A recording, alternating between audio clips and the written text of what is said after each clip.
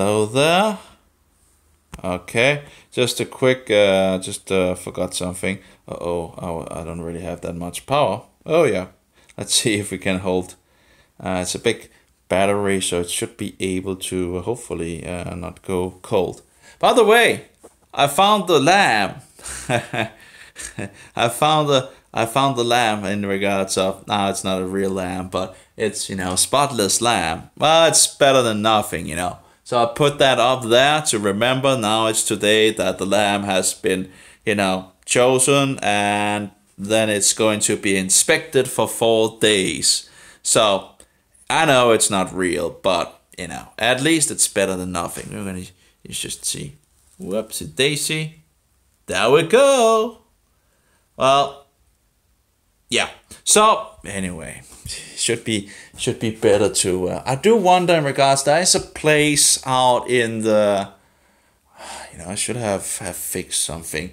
There is a place out on, but I don't think they have any lambs. It would be anyway. So I wanted just to make a little one here. I was looking in regards of Hitler, and Hitler was a good Catholic, and the whole Nazism and all that, where they had a concordat with the Vatican in 1933 that was fixed before the war. And we know the red lines of the Vatican as well, helping Nazis getting, fleeing to, for example, South America. So, and we have Operation Paperclip, and we have, what do we have? In regards of, Hitler was a Roman Catholic, who made him into the power structure that he was, or the puppet in some sense. Anyway, I found this. This is from a newspaper, as far as I understand. Why did okay, let's try if I can read it. It says, Adolf Hitler, son of the Catholic Church, died while defending Christianity. Ha! That might be Roman Catholic or Romanism, but we're not talking about true Christianity. Anyway, it is therefore understandable that words cannot be found to lament over his death, when so many were found to exalt his life. Over his mortal remains stands his victorious moral figure.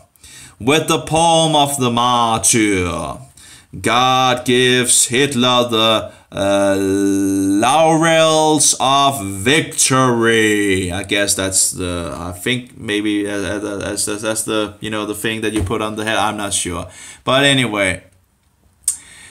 And this is a quote from the Spanish dictator Francisco Franco, Knights of the Order of Christ, published on the 3rd of May 1945, the day of Hitler's death.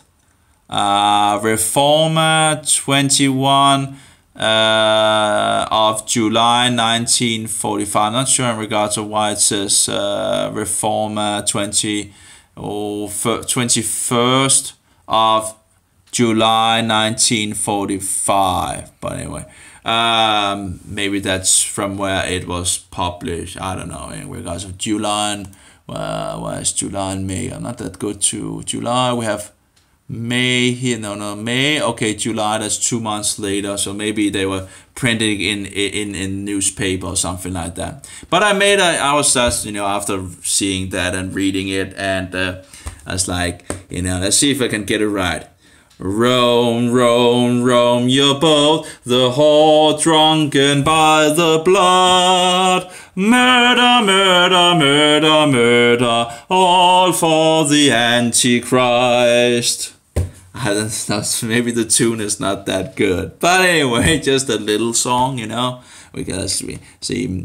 Rome, Rome, Rome, you're both the whore drunken by the blood. Murder, murder, murder, murder, all for the Antichrist. Yes, that's what it was all about. The Antichrist wants world dominion, and he thinks he's the greatest political power on this whole earth. Now, of course, if the devil has given him, his seat and dominion and power and authority, well, then, of course, he will have what he wants. But he's going to be cast into the fire when Yeshua returns, And the man of 666, yep, the man of 666, the beast of the number 666.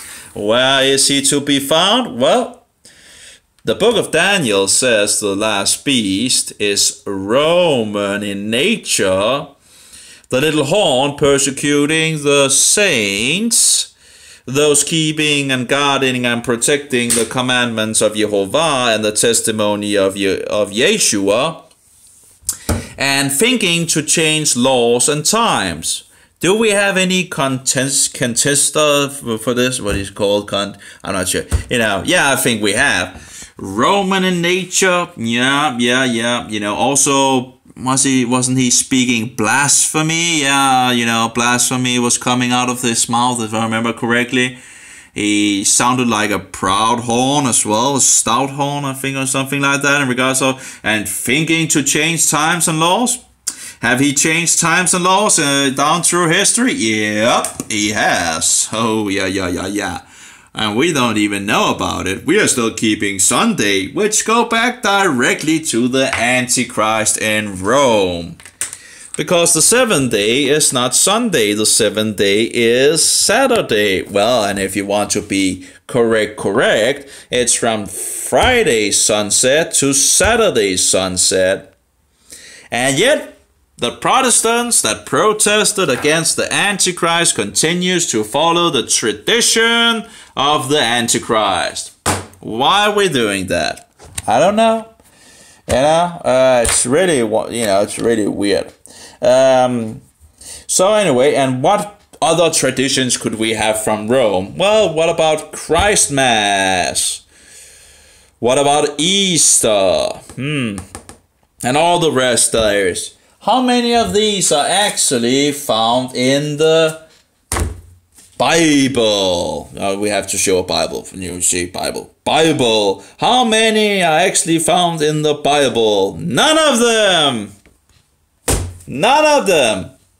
I think we have someone that have changed times and laws. Oh yeah, by the way, which calendar are we using? Are we using the biblical calendar found in the Bible, having the new year in the spring? Oops, no, we got that wrong again. We are following a sun calendar. That is, the papist calendar, the calendar of the Caesar, the calendar of Gregory the 13th. That would be one of the Antichrist, by the way. So anyway, so do we have a contester for, oh yeah, by the way, in regards of the Hall riding the beast, right? That's in the book of Revelation. Which great city rules over the kings of the earth? Which city are the kings running to? Oh, yeah, well, that would be Rome, right? And who's the head of this hall? Well, the Antichrist, the beast. The beast is the head of this system.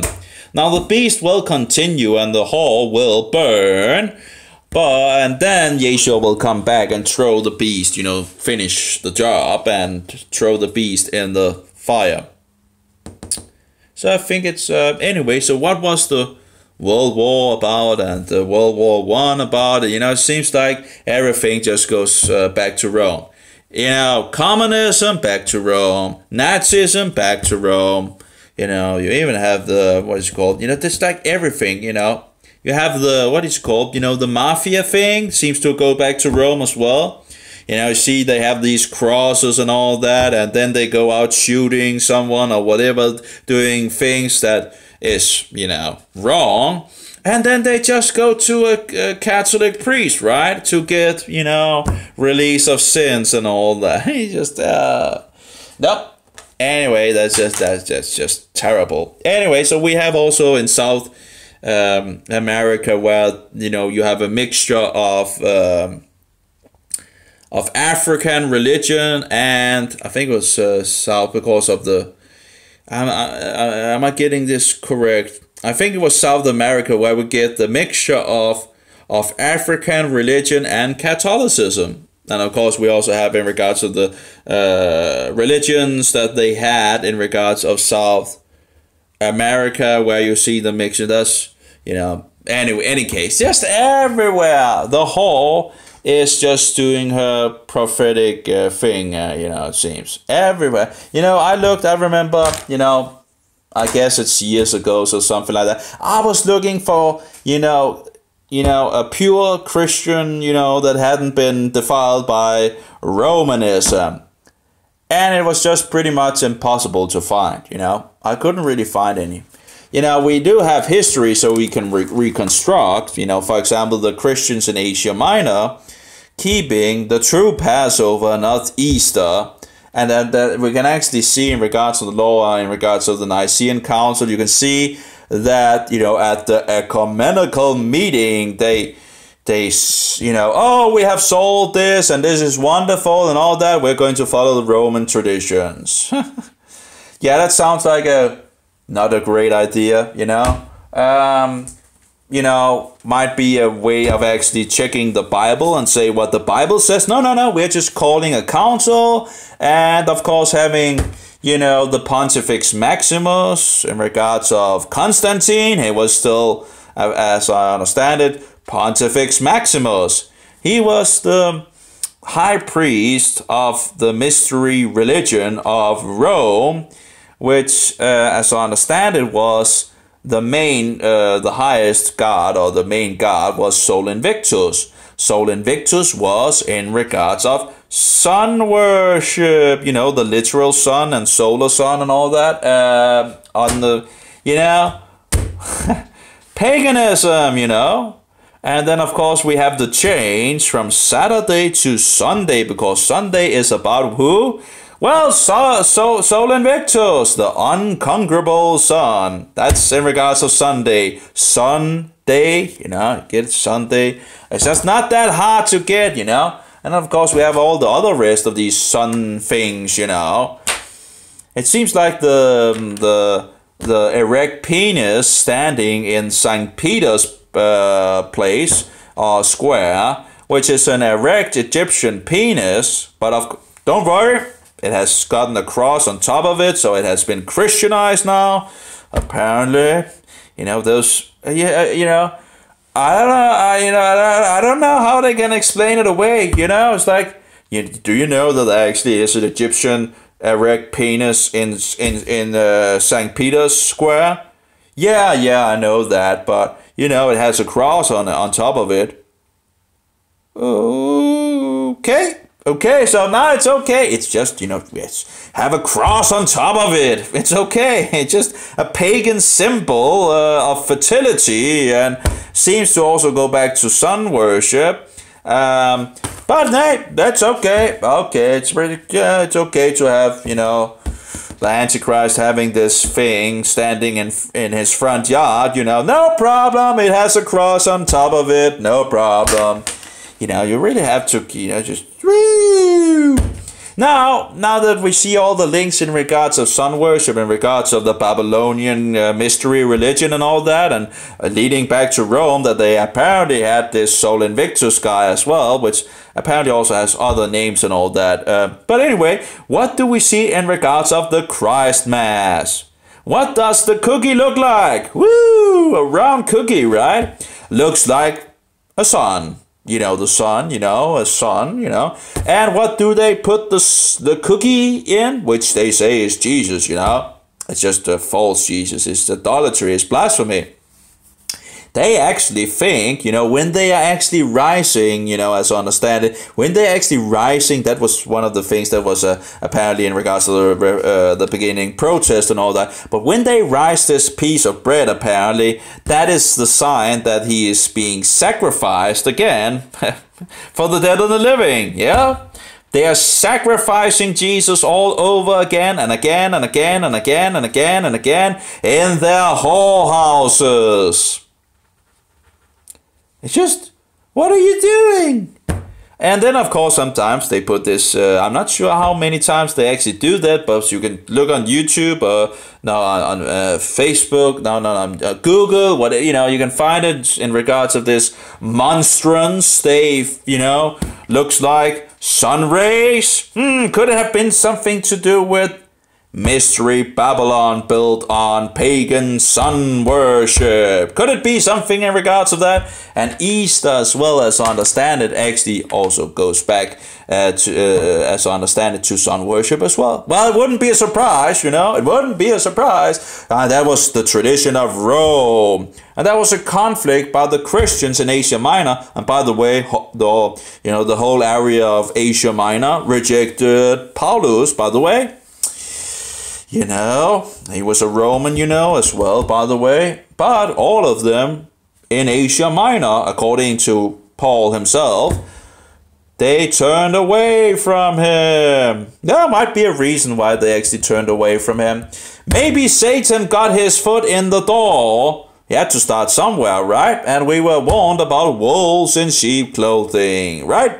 Looks like a sheep, but it's a wolf, Anyway, so now anyway, getting off track here. Well, maybe not actually all off track, because who went to Rome and who made the first Inquisition? Well, Paul did, right? Shaul did fix, he was the head of the first Inquisition of the believers. Yeah, does the so-called Pope look like a Christian? Does he has like sheep clothing on? Yep, he has. He thinks he's the head of the whole Christian world. And having the high pagan, high priest title of Pontifex Maximus.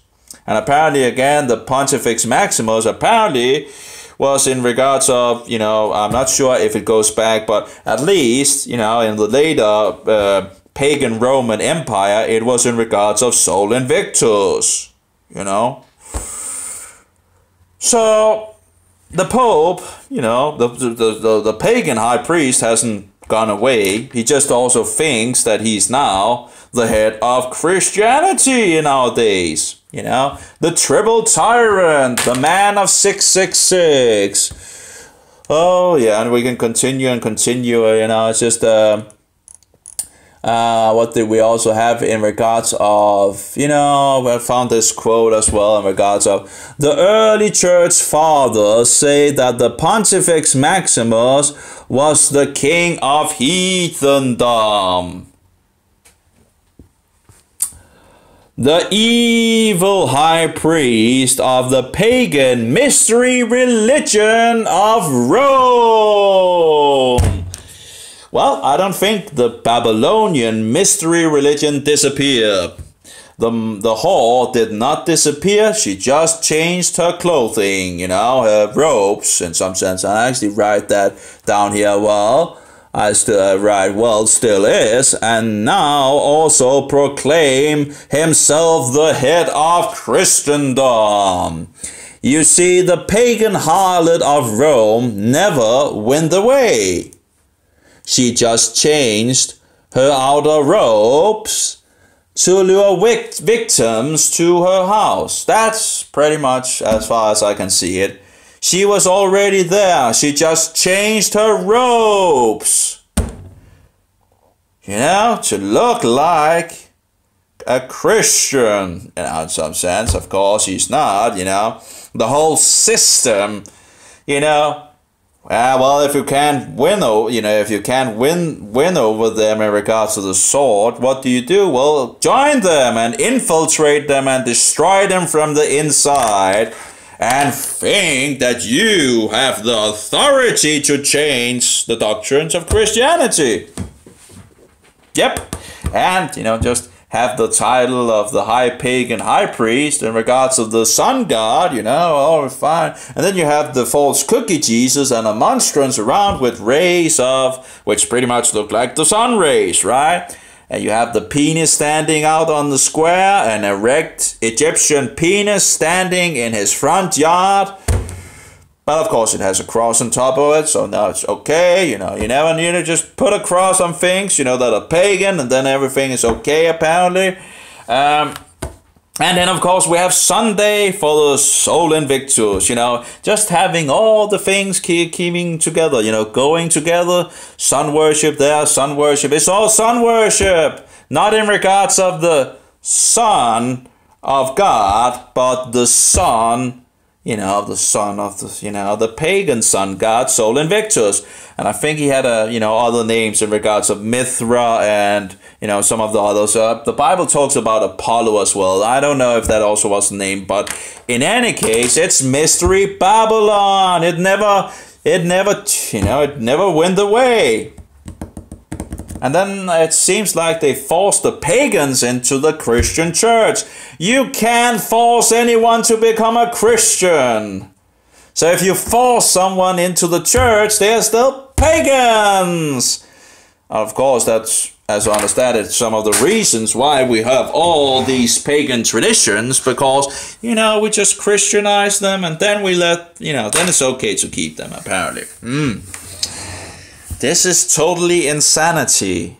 It is not right, Hey, and the Protestants, no, they just run back to the Antichrist, the triple tyrant, the man of the number 666.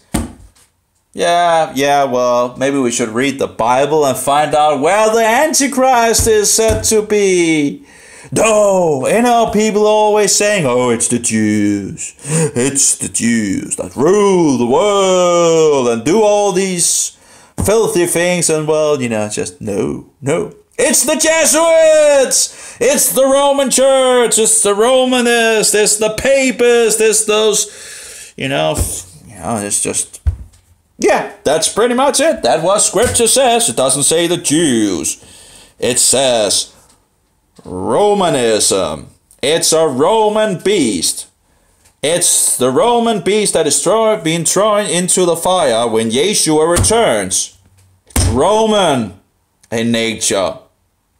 Anyway, so that's pretty much it, Not to say that the Jews don't have problems in regards of paganism, Jewish mysticism and all that. They rejected Yeshua and all that. But, are we not going by what the Bible says, instead of going by what, and it seems like it's the Catholics or the Jesuits, they're always pointing, oh, it's the Jews.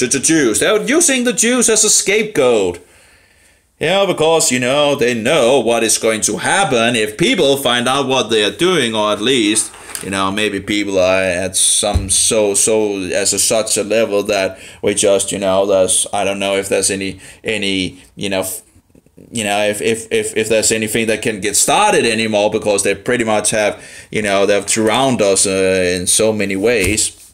The fire is pretty much, gone. There's nearly nothing left and people don't care. It's just, there seems to be no wood to take a hold in regards of getting a fire going.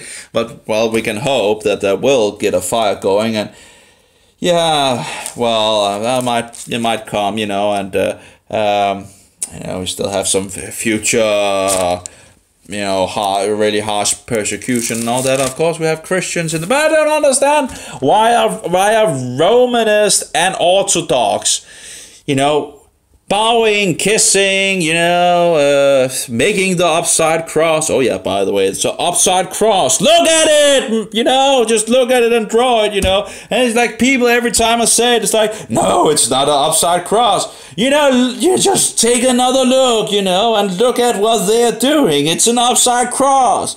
Now, of course, it doesn't really, if it was one way or the other way, why are they doing it? Where do you find that in the Bible? It's just nowhere. Anyway, but it's an upside cross. Look at it when they make it. The Orthodox just make it one way, and in regards of the one side to the other side, and the Catholics make it from the Catholics make it from the left to the right, and the Orthodox makes it from the right to the left. It's just and they have all these idols and images and icons and all that. I have a suggestion. Take a hammer and make a bonfire. Maybe not a bonfire. That might not be the right word. I think it goes back to something in regards of. But anyway, just make a great fire. Take all those images. Doesn't matter how old they are. Maybe they're hundreds of years old. Doesn't matter. Put them on the fire and destroy the statues and all the rest of it. Just out with the cookies. People are worshiping these things. They're bowing to these things. They're adoring these things because they think that this little piece of cookie becomes the literal body of Christ. The literal body, the blood, the sinews, the bones, and the soul, into this little cookie. It's a cookie! It's a cookie! It's a cookie! It's a wafer. It has nothing to do with becoming the literal body of Christ. It's just insane, Oh, the blood, as well in regards to the wine, becomes the literal blood of Christ. Well, you just go against scripture, Don't drink blood. She said it's if we should do to remember him, we break the bread. You can't even find out how to break the bread, right? You take the cookie, the cookie Jesus, the wafer Jesus, the false, the wafer God, the idolatry. And you take this and you this is the body of Jesus. Yeah. Do you break the bread? Nope, you don't break the bread. You just eat the cookie Jesus. Yeah, just sacrificing it all over and all over. Yeah, just, you're outrageous. You're totally outrageous, The idea is that when we are together with brothers and sisters, that we break the bread. We are just gotten our daily bread. What do you do with the daily bread? You break it with your brothers and sisters, Because he broke his body for us. And his wine, we drink the wine, because his wine poured out for the sins of the world. He was the perfect, spotless, sinless Passover lamb. Passover. The blood is on the door. Well, actually, around it. I'm not sure what that is called in English. You get the point, The angel is going by, We are claiming the blood of Christ, so we are not judged and cast into the lake of fire. Because if we would be judged by our sins, it would be, we would be cast into the lake of fire. And we don't want that. We don't want the second death, because the second death is where body and soul perish forever and ever and ever. It will be no more. You see, when we die the first death, that's only the body. That's only the flesh. That is dying and going away. Decomposing, whatever you want to call it, and all that. The soul is still there. You see, Satan can only destroy the body. Now, it can be a pretty painful way and all that, and I don't really like the idea of it. But, we can't just sit back and not speak the truth because we fear being killed, If no one speaks up, what is going to be left? Why would we live a lie? Why would we, continue to live a lie? Why would we enjoy living darkness? Just because we're afraid to have someone murder us in regards to the first death? And because Satan will come and destroy us, or might kill us off, or murder us in whatever way, they have many ways of doing it. They have done, they have practiced it pretty much throughout history. So they know how to torture and kill people with many ways and all of that. But why live a lie? Can you really live a lie? I think that's, just out insanity. Why would you ever want to live a lie? It's insane. It's totally insane, totally outrageous, So anyway, there's just so many deceptions and lies in this world, because we don't have enough people standing up for truth. And when we don't have people standing up for truth, we forget what is true, and then we are ending in more darkness. And then it's a lot harder to actually find out what is true, because you need to do a lot of research. But of course, if we could get some fire going, so many people in the Western world would wake up and begin to research and, stand up for the truth and all that. And, we could stand on each other, and we could grow quickly in regards of the truth. Because it's out there. The books are out there. They've just been hidden away from us about true history, which we haven't been taught. And of course, the Bible, just be careful of Paul, Yeshua said the bad seed would grow up with the good seed. First the good seed would be sown, and then the bad seed. Someone had to come, an enemy had to come and sow the bad seeds. The question is, who is that guy? I think he's in the New Testament. But anyway, they look like the real thing, but they are lawless. They are without law. And you meet so many Christians just only reading the letters of Paul, and they many times end in total lawlessness and beginning to attack the law of God. And so forward. The law of God is good. This is the good thing to be instructed by, and to grow in and all that, to know what is right and what is wrong and so forward.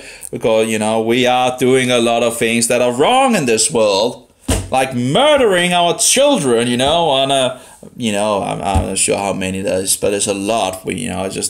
It's an industry to murder children, innocent children, but just because our women thought it was a great idea to go out and be whores, and play the slut and bang around, whore around and all that. Anyway, it's just everywhere. This society is just totally wicked. We don't see it because we don't have the eyes of the Bible, And I don't know what the Catholics and the Orthodox are doing. They should be Christians, right? Why are you bowing down before idols? Idols, images, kissing them, lighting candle, the smoke thing and all that, the incense thing and all that. It's just, what are you doing? Why haven't you read the Bible about adultery and what God thinks about that? It's not good, Just don't take some statues and just fix some biblical names and now everything is okay because, they have a biblical name now. It's still idolatry. It's just insane. It's outrageous. Oh, sorry. It's just a song. I'm banging. Oh, sorry. I'm banging. Sorry. It probably goes directly into the mic, But I just don't understand it. You just totally lost it. This world have totally lost it. It's an insane asylum, Just the outside, It's the insane asylum outside, It's totally nutcase. We're living in people are getting killed and all that, and people are being drugged by the white coats and all that. Hey, you have a condition in regards to your body falling apart. Don't worry, we have a drug that can take off the symptom.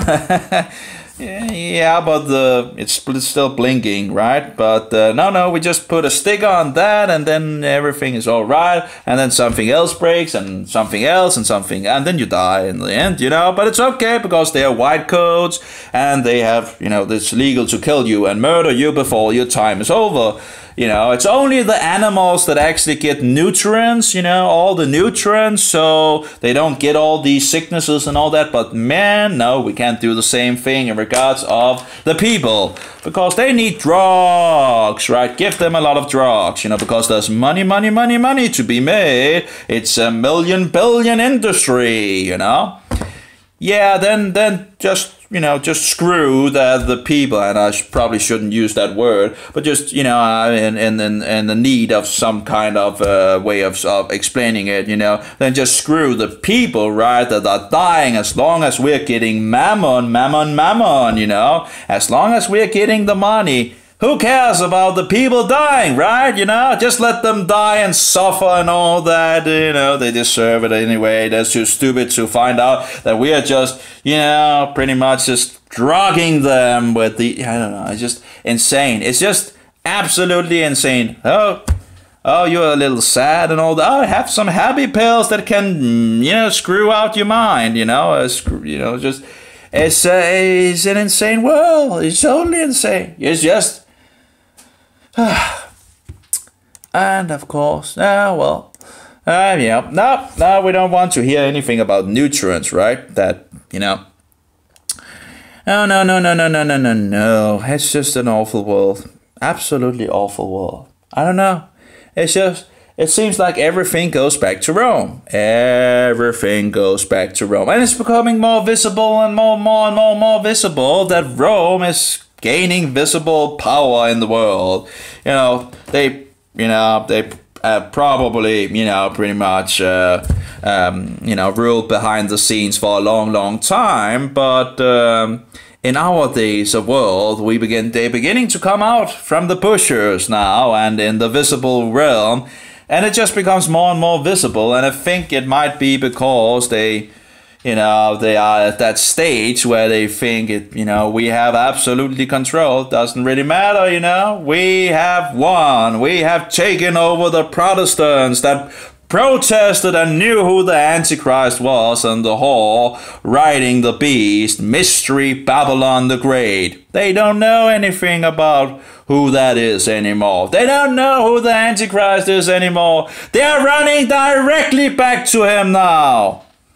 Oh yeah, ecumenical movement. Oh, love and peace. Love. Let us get back under the wings of the Antichrist and all his abominations and false doctrines. Yeah. It's just totally insane. Why do you think we were, you know, that the people were called Protestants? Because they protested. No one speaks about it. Oh, no. No, we can't speak about it. No. It's not politically correct to tell who the Antichrist is. And we have to remember that the Antichrist is the highest political, authority in this world, you know. Maybe it's not a good thing to then be political correct, right? Yeah. Anyway, so people are running back to the Antichrist. And no one seems to, you know, want to know the truth. You know, if you talk about this in regards of the beast and the, you know, the Antichrist and the Roman, you know, pontiff, the Pontifex Maximus, the high pagan, you know, priest, you know, the Roman Caesar, you know, the Antichrist, the office and chair of the Antichrist. Yeah, there's been many men in that role. And I actually think there was also a woman actually once, but I'm not sure about that. Anyway, in any case, what are people doing? Why are you running back to this guy? To this office, to these people that hate the word? You know, if they could, they would destroy every single Bible and they would be happy about it. And they would burn the heretics on the fire. You know, they've done that, you know, pretty much throughout the hundreds and hundreds and hundreds of years. And, you know, they're still going on in regards of persecuting and trying to get everything under the rule of the Antichrist. That's the Roman guy. If you can find the Roman Caesar in this world, you will find the Antichrist. Yep. So, where do we find the Roman Caesar? The Roman king, the Roman, you know, Pontifex Maximus, the man of 666. You know, where do we find him? Well, shouldn't be that difficult, right? Just look at where the world are, you know, going for the beast. Going for the man of 666, you know. You know, the guy that, you know, is the highest, you know, it's insanity. It's absolutely insanity. What have happened to people? Wake up! You know, wake up! Yeah, just, you know, and you get kicked out of many of these Christian forums by just talking about it. They still believe the same things. At the same, you know, at the Reformation, which failed and became a protest, they still, you know, these people are Catholics that jumped ship from the Catholic boat. You know, they found out something is terrible wrong, and all of them pointed down to Rome and to the so-called Pope, his so-called holiness, his so-called Holy Father, you know, blasphemous titles, and of course all the titles that Yeshua have or God has, this guy has taken upon himself. You know, he says he's the King of Kings and the Lord of Lords, you know. He has the triple crown, you know, right? He's the triple crown tyrant. That's who he is. Oh, he's such a sweet guy, right?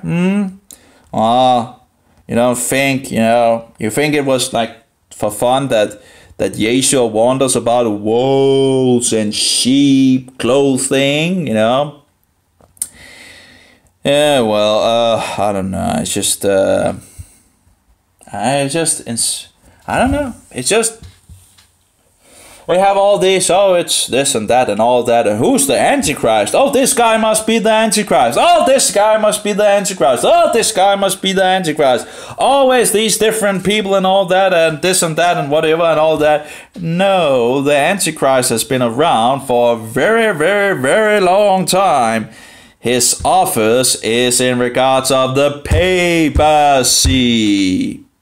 I think also in regards of popedom or something like that in English, that might be a word as well. There's a lot of words, you know, out there that we have forgotten, you know, in regards of, you know, you also have Caesar or papism. That's one word in regards of ruling and all that. And then we have two other words that have a little different meaning, but let's see if I can find it actually. Caesar or papism.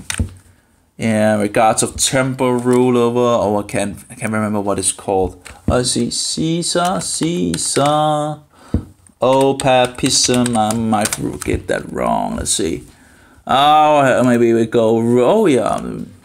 You know, think about it. What is a Roman Catholic? He's a Roman. You know, he's under the Pope. You know, regards of the Roman Pope. It's a foreign, what shall we say? It's a foreign, you know, foreigner. What do you call it? Foreign power in regards of you. If you have a, you know, they're Romanist. You know, let's see, what do we have? Pay Caesar. Oh, here we go. Caesar or papism is a political theory in which the head of state, notable the emperor, who's the emperor? You know, Caesar. By extension, a superior king is also the supreme head of the church. Here we go. Papa, Pope, and knowledgeous religious leaders. In this form, Caesar or papism inverts theocracy, for hierocracy in Weber, in which institutions of the church controls the state. However, both Caesaropapism and theocracy are systems in which there is no separation of church and state, and in which the two forms parts of a single power structure. Yep. Then, of course, we have that's a little different, as I understand it. We have Ultramontanism, and you have Ultramontanists, which are those that believe that the Pope, the so-called Pope, should have full authority and rule over the whole world, and have the highest. Let's see here if we can find something in regards of it. Ultramontanism. Okay, yeah, well, pretty much. There we go. Let's see here. No, those not. Let's see. No. Let's see. Oh, yeah, maybe we get some things in regards, but I can't. I can't push them apparently. See. New word of the day, Vaticanism, and goes nicely hand in hand with Vaticanist. Oh yeah, I have forgotten those. Vaticanist, who adheres to Ultramontanism. Ultramontanism is about the Antichrist or beast in Rome, who think, oh, that's probably me that actually writing this. Sorry about that from my Facebook, putting my own, the Antichrist or beast in Rome, who thinks he have the right to rule the entire world, both spiritual and temporal. That would be civil and political power and rule. Yep, that's pretty much it. We have something in regards to the Ultramontanism. I thought we had another word as well. Ultramontanism, Vaticanism. Nah. So Vaticanism, and goes nicely hand in hand with Vaticanist, So anyway, that's these words. And Papists, the Papists, those, that are in this system that have gone to the dark side of, the whore and her whorehouses. The mother whore is Roman, that great city of mystery, Babylon. Yep, that's the best that I can do by reading the Bible and history and all that. And I know the Catholics will say, no, you got it all wrong. Okay, no, I don't think I got it all wrong. I think it's pretty clear, I think there's overwhelming evidence that something is just totally wrong with the Catholic Church and Rome. And just see it from the beginning in regards of history, the conflict of Passover or Easter, Easter being kept in Rome and Passover being kept in Asia Minor, which is nowadays Turkey. There's always been a conflict, and Rome are winning more and more in regards to these doctrines, It's that's why we are keeping Sunday now and keeping the traditions of Rome, Christ Mass, Easter, and all the rest of these insanities, Nothing to do with the Bible, nothing to do. And you actually look at Santa Claus or Satan Claus, is it just a coincidence that, that he's actually walking with the same clothing that you actually see with the popes, white and red. And actually, I've seen Catholics making fun of this, having the Santa Claus or Satan Claus, having the police take him away, and in regards of the Antichrist and all that. Or maybe it's because it just goes back to Rome as always, Maybe there's an idea of it. Maybe getting something in regards, oh yeah, the Pope, he's just a sweet guy, right? He's just a little sweet guy. He's a little old sweet guy, right? Oh yeah, and he's calling us home. Oh, come home to the Mother Church, No. You take the office and the seat that you have and throw it away and come out to us Christians, you know. You are welcome, you know. Just throw it all away, you know. Get this, of course, someone else will take the place. And you might also be killed, but I guess, wouldn't it be better than to burn in the lake of fire, you know? So, you know, any Antichrist out there, if anyone is listening, you know, probably not. But anyway, you're welcome. Come out to the rest of us and stand on truth, and you can expose the whole system of whatever you know of the system, you know. You're mighty welcome to come. You know, if that would be pretty, and of course all the cardinals and bishops and all that's out there, you know, just come out of the hall, you know, just expose it. You might be killed, I know, you know, you might be murdered, you know, many people seem to actually be murdered, you know, when they have inside knowledge and all that, they are a bigger threat than people like me that haven't been in the system and all that. You know, the Catholic system and all that. I need to, you know, so I don't know all the filthy things that goes in, you know, but there are people coming out of the church writing about it and this and that. And, you know, we have a lot of books written about things, and we, of course, have the Catholic's own material on that as well, where they actually just talk about it, but they just tend to flip things around and here and there and all that, and just try to explain it away. Well, I don't know how the Bishop of Rome, you know, thought that he had so much authority, but apparently it was early on that this horn began to work, and it, you know, in regards of coming into total fruition and all that, and it might actually still be in regards of the total fruition of this thing, which, as I see it, must rule the whole world at some point.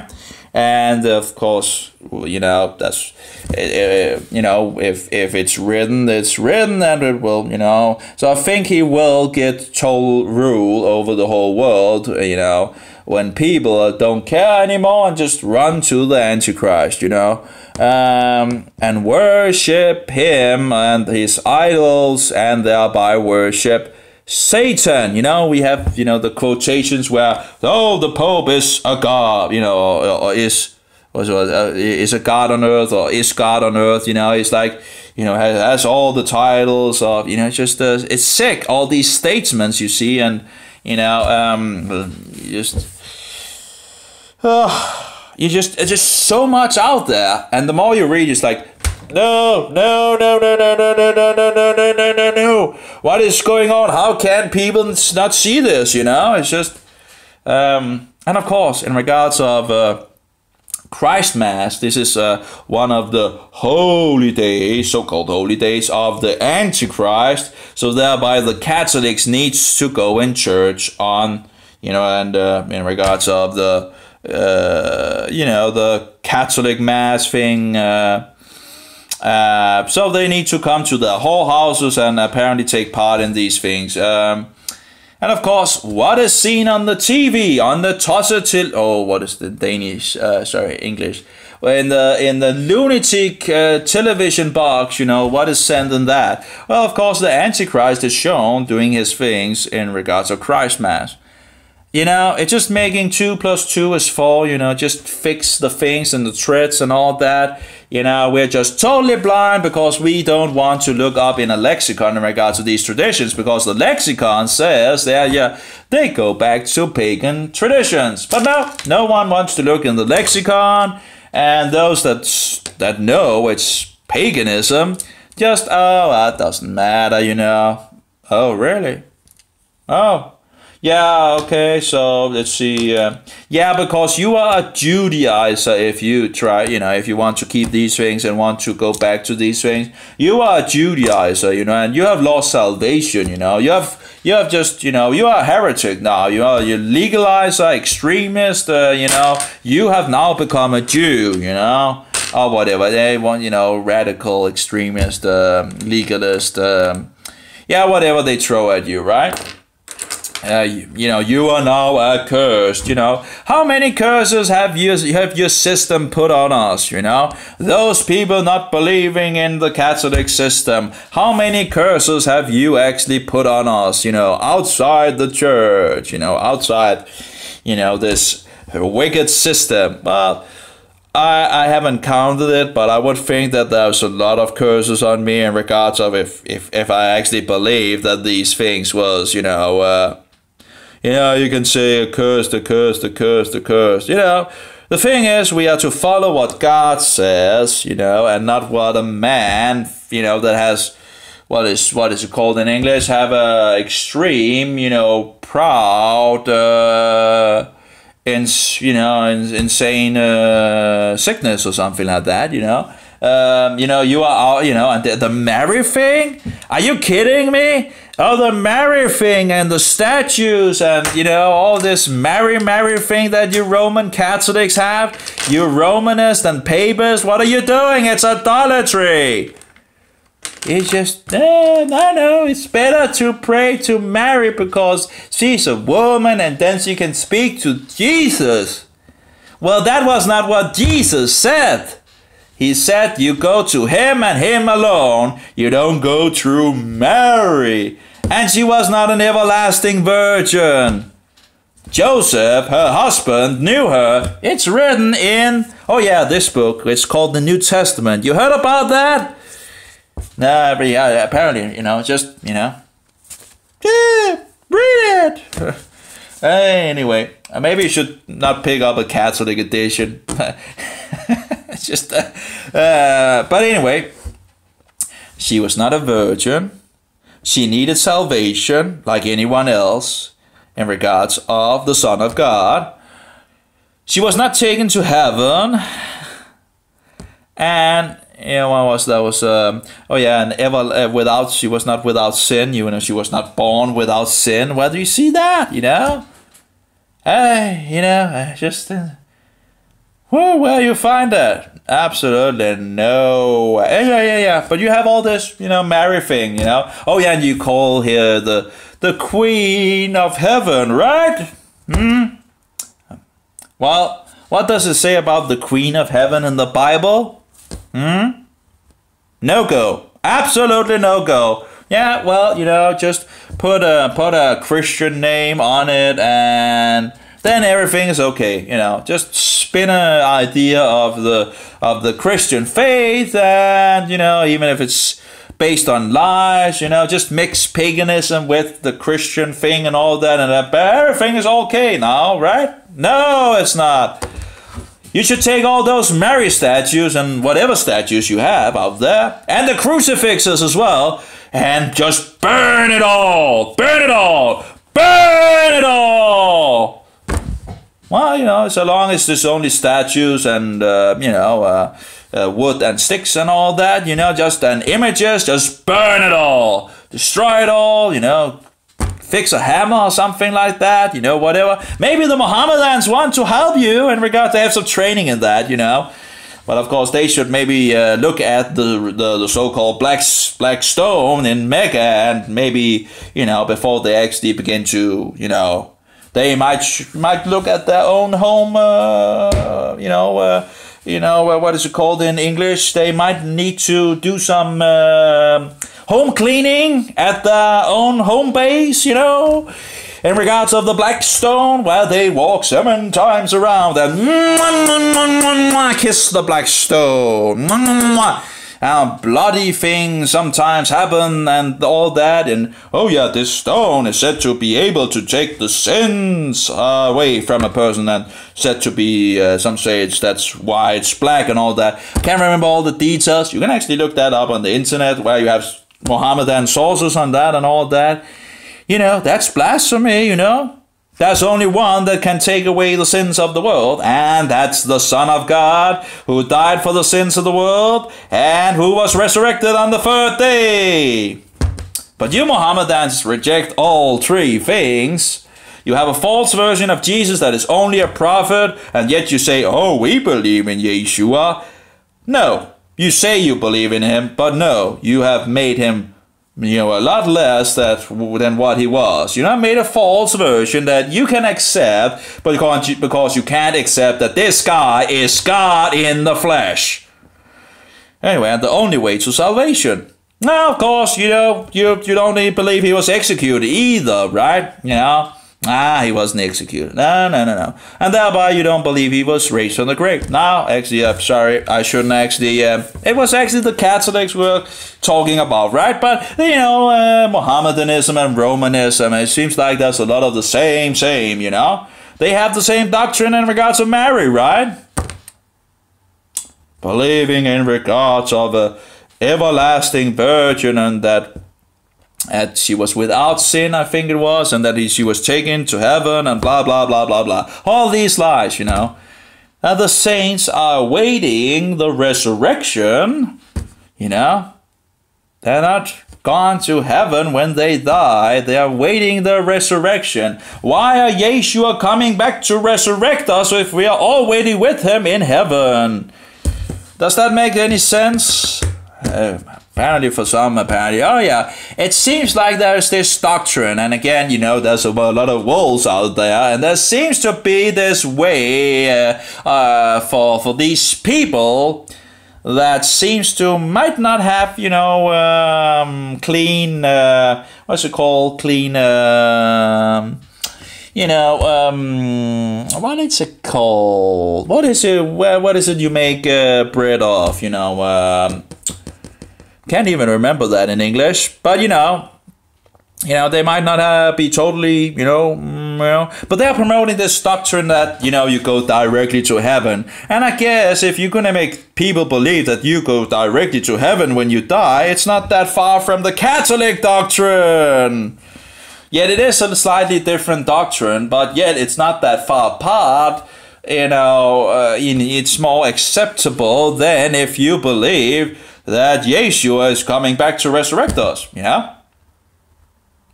That might be a slight variation, or maybe actually a bigger variation in regards of this.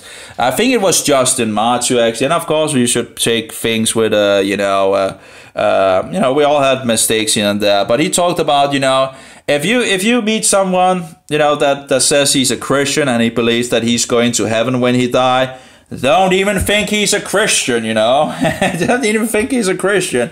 It's like, I'm not quoting him word for word, but something like that, And it's like, okay, doesn't seem like that they, that they believe that they were going directly to heaven when they die. And Justin Martyr is not the only witness. We have the beautiful letter from Asia Minor, the place that Yeshua wrote 7 letters to, to 7 congregations in Asia Minor, and the place that rejected Paulus and turned their back on him, by the way.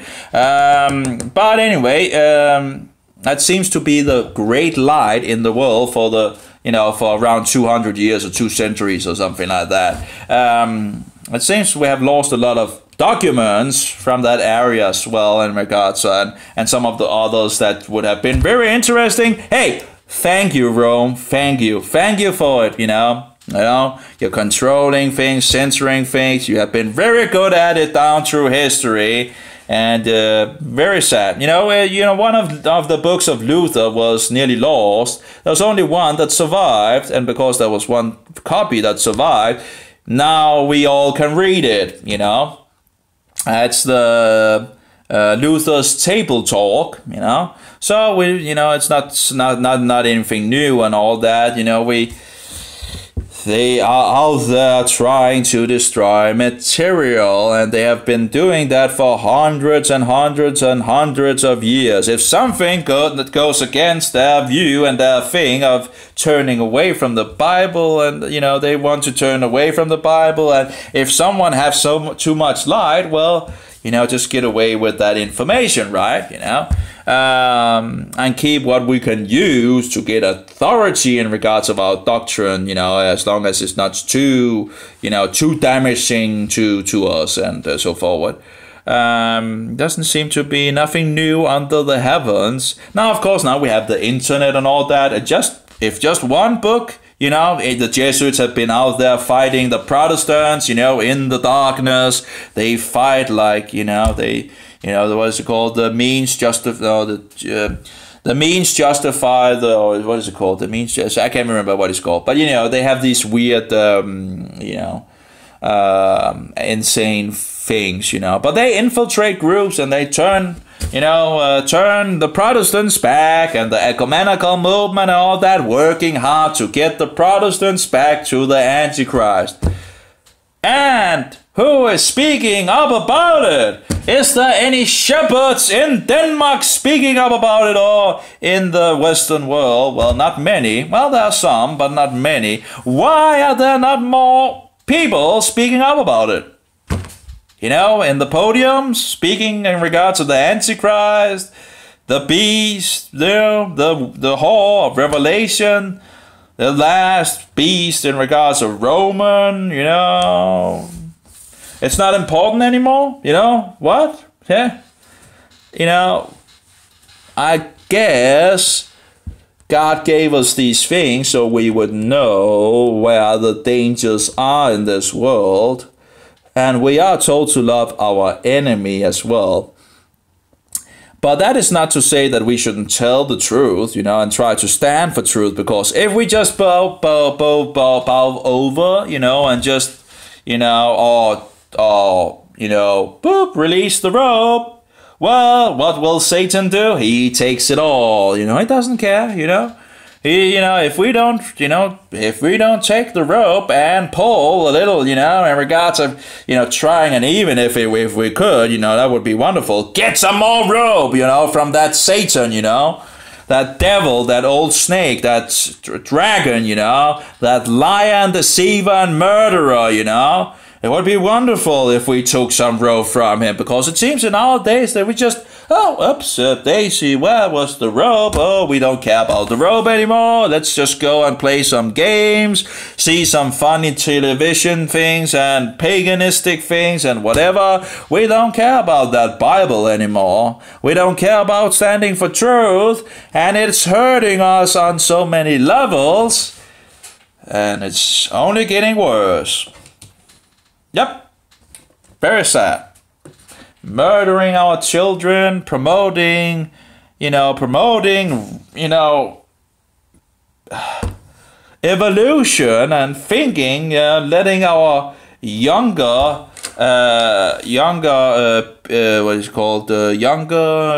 generation think that they are just animals. And if you're just an animal, why not just haul to the left and the right? And why, you know, the strongest survives, right? In regards of evolution, right? So what could be wrong in murdering someone, right?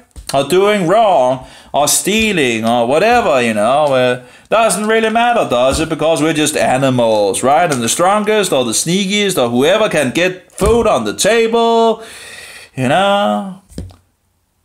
Yeah. Then everything goes, right? But that's not truth. Evolution is a pagan satanic lie, and it has never and will never become truth. It doesn't matter how many millions of people that believes it and promote it, and the propaganda that is, you know, put out to the people. You don't think we have propaganda nowadays? Oh, and it's very effective, you know. Think about it. In Denmark, we have 82%, around 82% of the people in Denmark, which is said to be a Christian country, right? 82% believe in evolution. You know, if like 70 over, I think it's some of 70% of the Danish people is said to be Christian.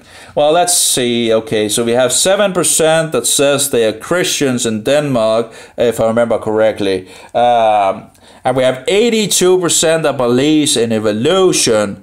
How does that work out, you know? Because if they're Christians, they should know what is written in the Bible on the first 2 pages, right? It's not that hard to read, is it? Read it as a child and everything works out. The first day, the second day, the third day, the fourth day, the fifth day, the sixth day, and then the day of rest, which is Saturday. Well, and if we want to be more true to that, that would be Friday sundown to Saturday sundown, but Saturday is usually, that's at least we're a lot closer to the truth in regards to the 7th day. But now we keep it Sunday, which changed in 1973, I think it was the first year in Denmark where Sunday became the last day of the week. Now, why was that? Because we joined the European Union, which probably had another name at that point, and that is in regards of the Treaty of Rome. Oh, it's the Treaty of Rome. Oh, isn't it a saying that says all roads leads to Rome? And that's a lot of lies and Latin from Rome. Lies and Latin. Why is there a lot of lies and Latin? Why are they connected together? Well, maybe because they knew at some point how much lies and Latin there comes from that insane asylum down in Rome, Anyway, so all roads leads to Rome. So anyway, so we got changed, and the big guys in regards of Christianity here in Denmark didn't think it was a problem to change the 7th day to the 6th day and the first day to the last day. Doesn't really matter, right?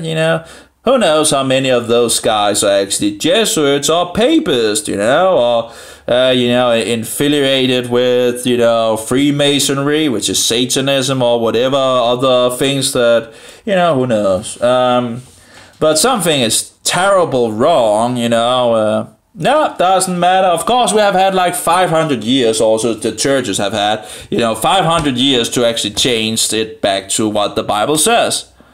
500 years, and people are still paying to this, this institution, this Lutheran church that don't even know who the Antichrist is. And they're called by Luther. It's the Lutheran church. And then you ask them, who did Luther say the Antichrist was? It's like, beep, beep, beep, beep, beep, beep, beep, beep, beep, nothing. Yeah, it should be very clear, just, one of the last books of Luther, which is called, just by the title, right?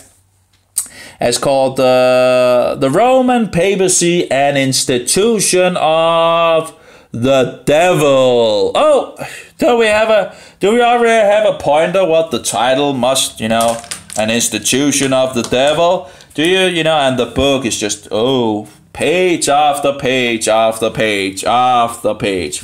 If you read that book and you are in doubt about who Luther thought the Antichrist was, I think there must be something wrong with you, And yet these shepherds that should have had a, so many years education and all that, don't know anything, or don't say anything,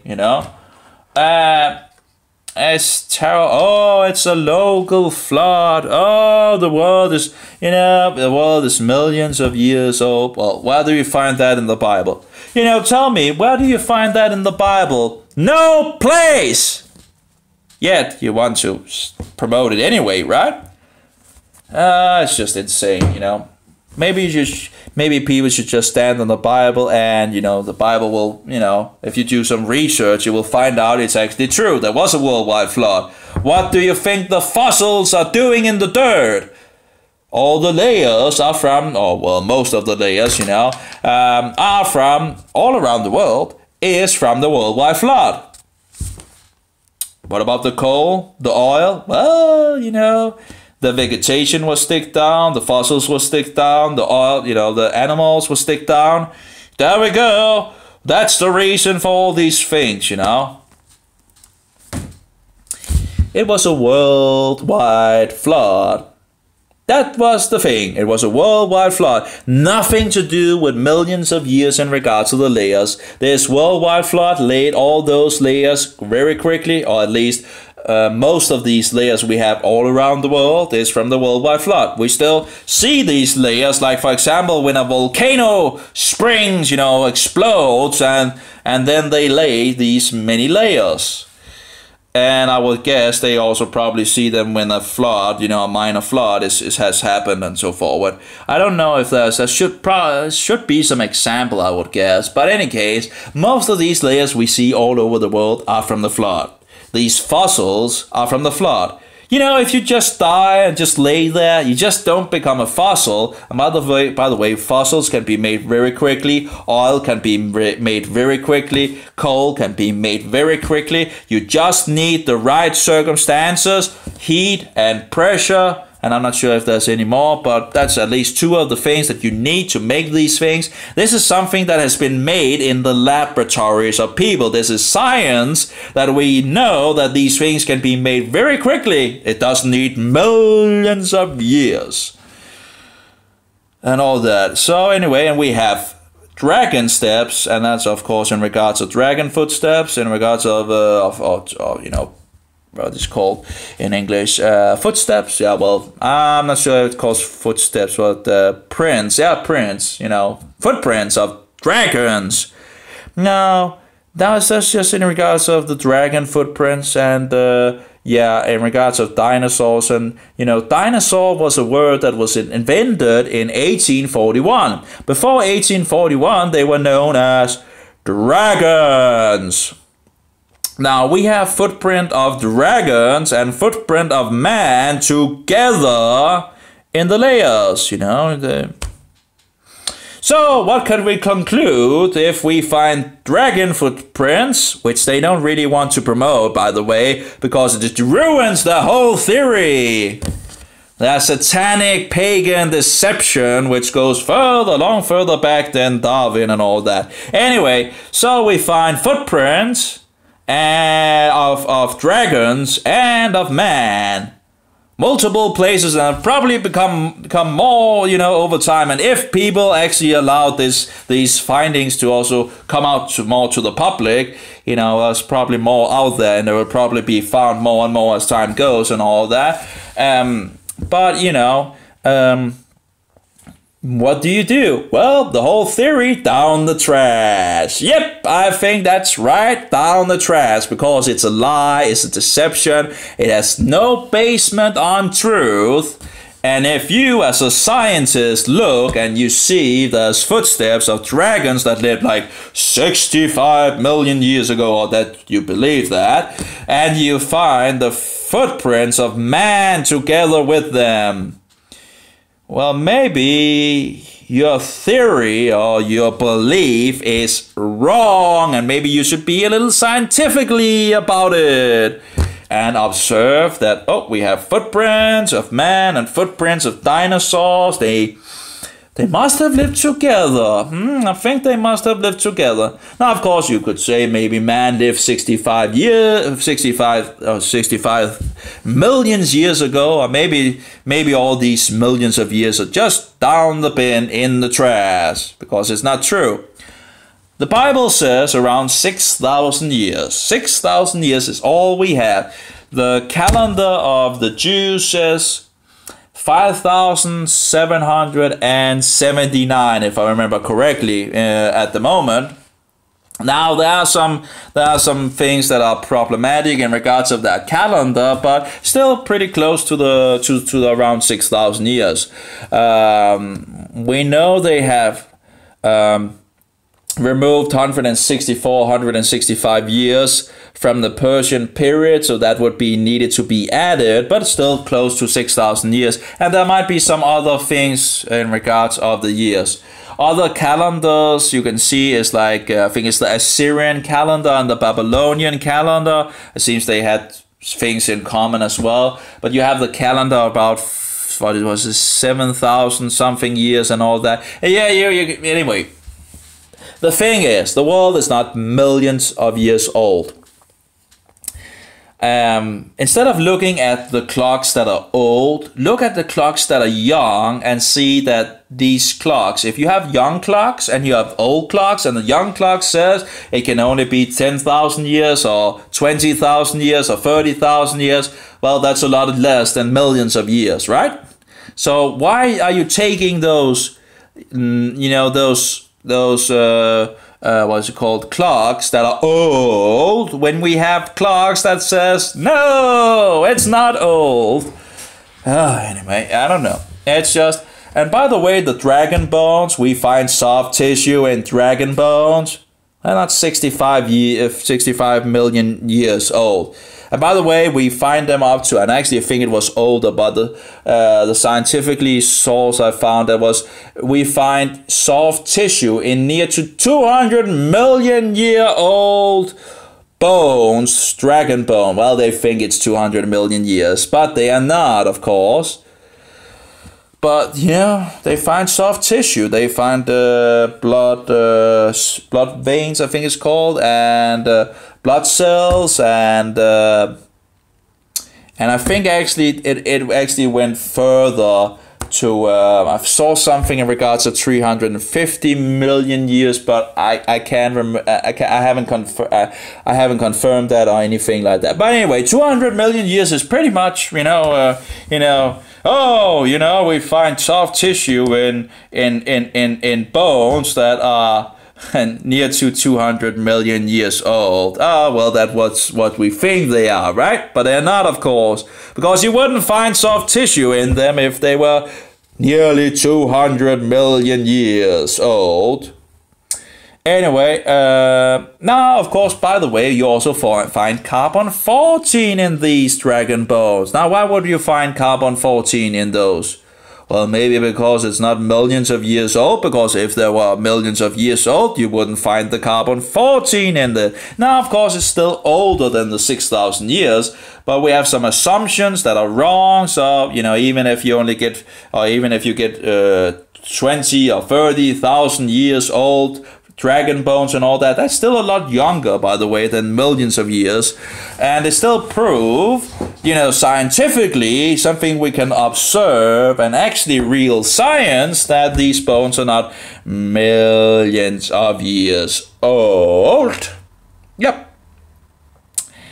But, you want to defend your pagan satanic lies, you're led by Satan instead of being led by the Spirit of truth, and you will defend things with the nails, right? Many people will just go out there, out the plank in some sense, to do whatever they can to defend their belief, because it is a belief system.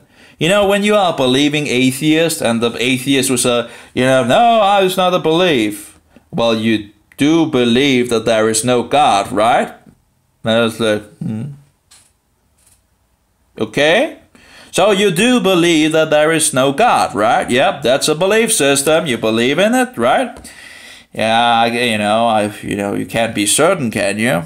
Well, any case, I guess there's something in regards of the atheist and the agnostic, whatever, what was it called? I can't remember. Anyway, whatever, The thing is, you believe that there is no God, as far as I can see it, And in regards of evolution, it's just an old pagan lie. Just an old pagan satanic lie. Nothing new, It might have been evolving a little here and there in regards of, but pretty much the same stupid idea. Oops, sorry about that. Better out than in, as we say, right? But, it's just foolishness. It's just so much bad things out there. So many liars, so many deceivers, and society is just filled with it. And we are hurting ourselves. Instead of focusing on these drugs and these cure, the cure is always around the corner, right? It's just we are really nearly there to find a cure against this and all that, and we are putting millions and billions into these things, and they are never finding anything because there's money in sick people, and they don't care if you die. They don't care. They don't care. They just care about the money, money, money, money. And of course, you have the satanic lie that, oh, well, there's too many people on earth, right? You know, you hear that from, no, that's not true. It could be many, many, many more. Anyway, so yeah, that's it's just sad, very sad. Anyway, I got a little off topic, I guess. It was just a little video, actually, not a big video. So that's pretty much what I have, I guess. And I think my voice is pretty much also done for now. I guess most people won't see it anyway, I guess. But it doesn't change the truth, I guess. It doesn't change the facts. The facts are still the facts. So, even if time goes on, things are still valid. Just read the Bible, Begin to study the book of Daniel and book of Revelation are wonderful books in regards of what is, what happened in the past and what is going to happen in the future. Yeshua is coming back. He's going to knock the man of 666 into the fire and... well, he will be done away with, Satan will have his end, and yep. So why would you go with Satan, when Satan is going to lose in the end, That seems to be a really stupid choice, The broad road to eternal death doesn't really sound pleasant to me, So let's see if I can find maybe in regards to the Roman beast. It should be in Daniel. Well, it's in Daniel someplace. In regards to the Roman beast. Let's see.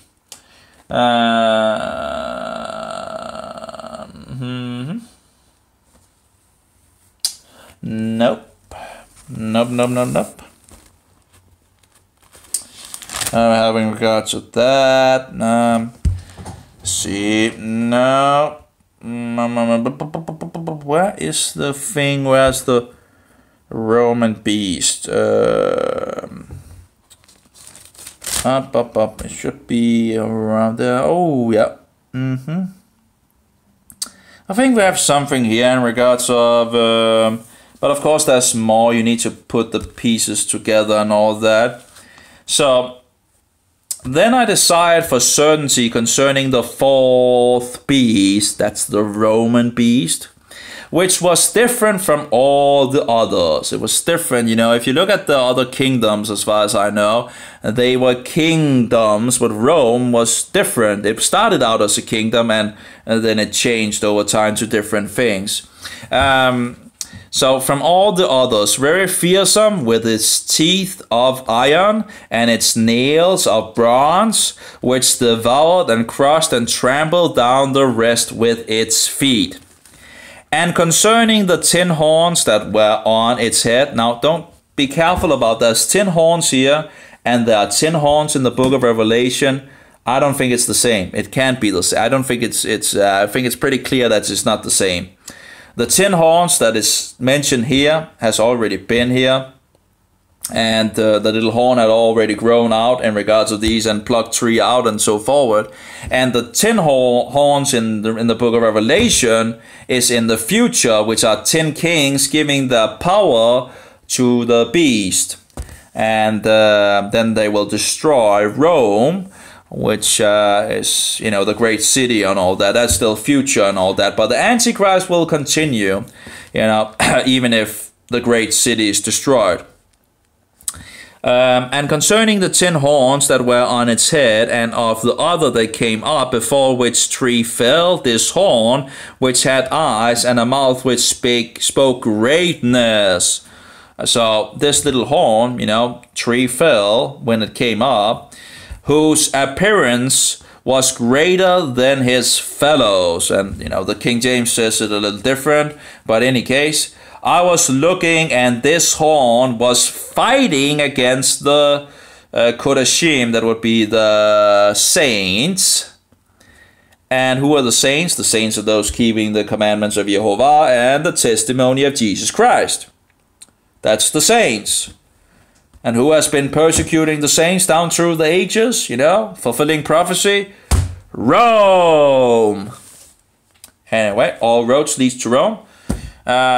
Even this, it seemed like that actually might actually be that Mohammedanism might actually lead back to Rome as well. It wouldn't be a surprise, but we have some sources here and there, and there's a lot of familiarities in regards of Romanism and Mohammedanism. In any case, but I haven't really found, I haven't really found where I would really like some real hard evidence, and I haven't really, but you see a lot of the sameness in these two. In any case, let's just go on. But of course, in regards of the of prophecy, Rome would be the head and Mohammedanism would be the tail, because she's the mother whore. And the beast is the one ruling over everything, He's the highest power in this world, given by Satan, his office and the chair. So anyway, so until let's see, and I was looking at this horn, and this horn is still sitting on the Roman beast. It's Roman in nature, okay? You get that? It's Roman in nature. It's on the Roman beast. It's Roman. And this horn was fighting against the saints and was prevailing against them. I think Rome has pretty much prevailed, slaughtered a lot. The whore is drunken by the blood of the saints. Anyway, until the Ancient of Days came, that would be God, and right ruling was given to the saints of the Most High. So the saints of the Most High will be given right ruling when he comes back. And the time came, and the saints took possession of the reign or the kingdom. This is what he said: the fourth beast is the fourth reign on earth. Now, I think most people, if not all people that have studied Bible, is in agreement that the fourth beast is Roman.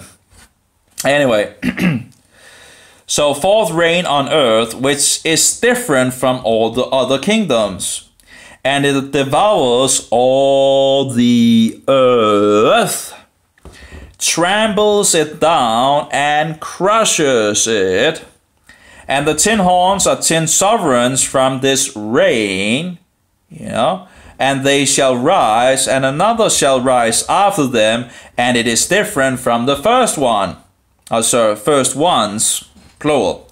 And it humbles 3 sovereigns, the 3 horns was plucked up, and it speaks words against the Most High, I don't think you can find any more blasphemous offers than the papacy, Every single title which is found in the Bible in regards of God, the Pope takes upon himself. King of Kings and Lord of Lords, and we even have that that the Pope is God on earth. I can't remember in regards of, but you have all these titles: Pontifex Maximus, going back to the high pagan priest, and so forward. He's Caesar, and so forward. So against the Most High, and it wears out the saints of the Most High. Yeah, I think that has pretty much done that for a long time, and it's most likely going to continue that road. And it tends, the King James says it thinks, I think. But it says here, and it tends to change appointed times and law.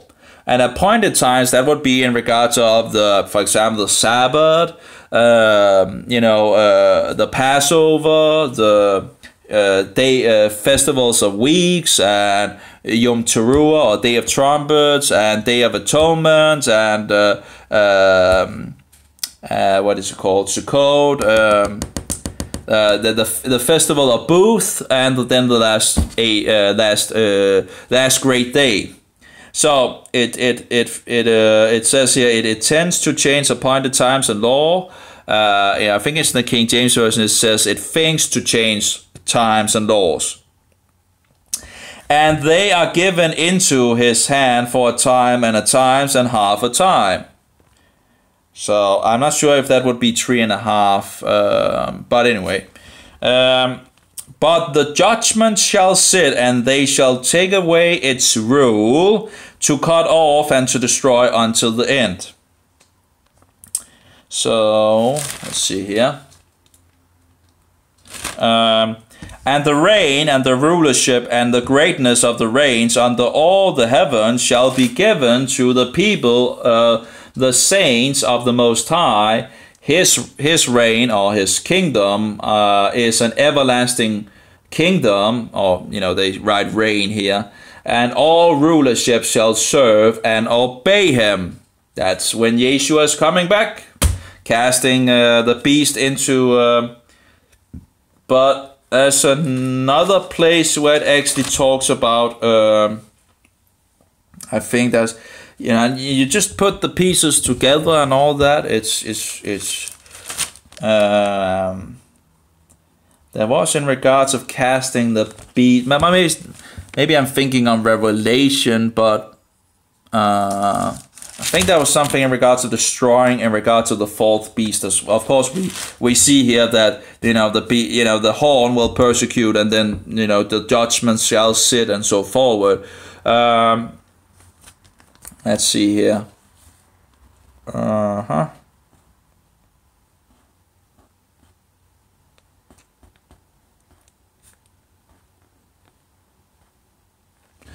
So here we have a little of the same. I was thinking about the horns, this in regards to the fourth beast, then saw another horn, a little one, coming up among them, and 3 of the first horns were plucked out by the roots before it, and see eyes like the eyes of a man were in this horn, and his mouth speaking greatness.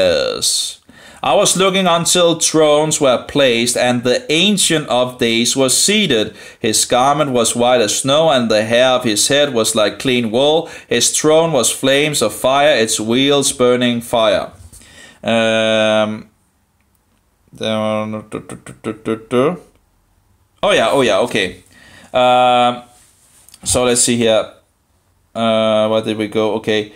A stream of fire was flowing and coming forth from its presence, and 1,000,000 served him.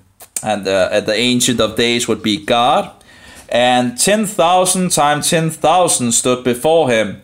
The judge was seated, and the books was open. Now, of course, Yeshua is also called the judge, but it's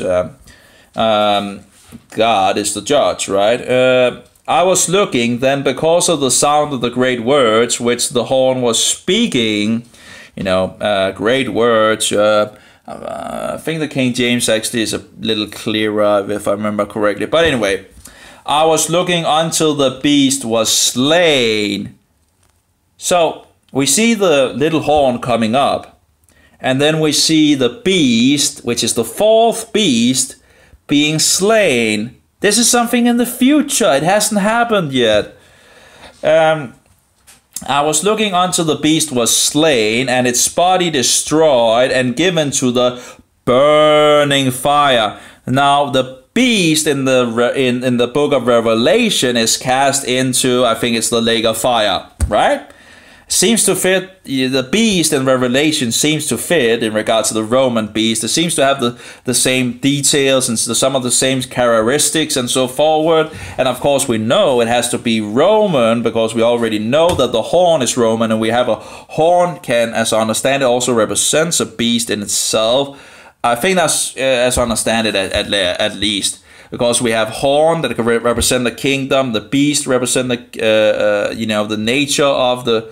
You have the beast where you have 4 heads, for example. You have 4 kingdoms, but it's still the same nature, same Greek nature of the kingdoms, but there are 4 kingdoms. And you see, you get the idea by unlock the things by reading the book of Daniel and the book of Revelation. Of course, there's other things, but primarily the book of Daniel and the book of Revelation, that's the way to go in regards of the past history and the future history. And if you know the past history, you get some more pointers by researching history and seeing how it lines up with the Bible. And then you can sometimes get some pointers there and then use it for future things, because it seems like some of the past events might actually happen again in the future events and so forward. So so it's interesting in some sense. It seems like there might be multiple fulfillment of some of these things, where you see a pattern that will be also found in the future that has been in the past. But anyway, so let's see here. So let's see here. I was looking until the beast was slain, and its body destroyed and given to the burning fire. And the rest of the beast, that's plural, had their rule taken away, but a lengthening of life was given to them for a season and a time. Not sure how long that would be. But anyway, I was looked, because we know that the whole statue, when the stone strikes it, the whole statue crumbles, So I'm not sure how much time the rest of the kingdoms will be given in regards of the other beast. But anyway, I was looking in the night visions and saw one like the Ben of Enos, that's like the son of man in some sense, some translated like that, coming with the clouds of the heavens, and he came to the Ancient of Days, and they brought near before him. Now, as I understand it, the Ancient of Days is both the Father and the Son. So another place you will actually see it ascribed to the Son and not to the Father. But it seems like it's in regards to the Father. He came to the Ancient of Days. That would, the Son of Man, which would be Yeshua, is coming to the Ancient of Days, which would be his Father, as I understand it. But I might be wrong, but but in any case, Ancient of Days is God. And we see another place where it talks about Ancient of Days, and we know from, or we can, as I understand it, that's Yeshua. So, but it's not really a mystery as such, because we know that Yeshua is God and his Father is God. And we see them working together throughout the Bible. So it's not really something that is outside the norm in the Bible. That we have two Yehovahs. Yehovah let it rain fire and brimstone from Yehovah in the heavens down in the city of Sodom and Gomorrah, for example. And we have other places. But anyway, that was one. And he came to the Ancient of Days, and they brought him near before him. And to him was given rulership and esteem and a reign, a kingdom. And I don't understand why they translate as reign. At least many places I think a kingdom fits better, because most of these kingdoms are kingdoms, Of course we have very, like the Roman beast is different from the rest, but, Yeshua, is a kingdom, and he's the king, God is the king, and he has a kingdom, and there's laws in the kingdom, right? Anyway, so and that all and to him was given rulership and esteem and a kingdom or reign, that all peoples, nations, and languages should serve him. His rule is an everlasting rule which shall not pass away, and his reign that which shall not be destroyed. And then, then Daniel go into some. But anyway, so it's the fourth beast that is destroyed. And then you go to the book of Revelation, you begin to fill in the pieces and see the things and pointing down to the man of 666 in Rome. And historically, you have so many Christians that have verified this, that read the Bible, found out, and they all, in regards to the Reformation, which became a protest, they all pointed down to the papacy and the Antichrist, the chair, you know, and yeah, and so forward. Anyway, so just read the Bible instead of listening to all these people. Read the Bible, find out what is the fourth beast. The fourth beast is Roman, okay? It's not the Jews. It's the Roman beast is not the Jews. It's not a Jewish beast. It's Roman beast, and that Roman beast is going to be cast into the fire when Yeshua returns, you know. And we see that in the book of Revelation as well in regard to the beast, but that's a little harder to find. It's a little, you know, I can't remember where it is in the book of Revelation, but we have the beast, and that is after the whole has been burned and is done away. I would guess that the Antichrist don't need that deceptive system at that point. He probably have deceived the whole world and have absolute control at that point in some sense. Where could it be in regards of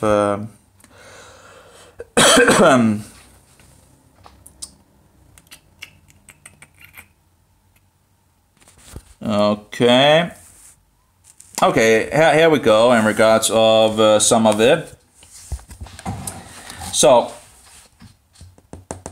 and I'll do the best that I can in regards of interpretation this and help on the way. But, you know, just, you know, I can still make mistakes and so forward. There's still a lot for me to learn. So don't take it as do your own research and all that. There's some water here, something like that. Would be nice with just a little water.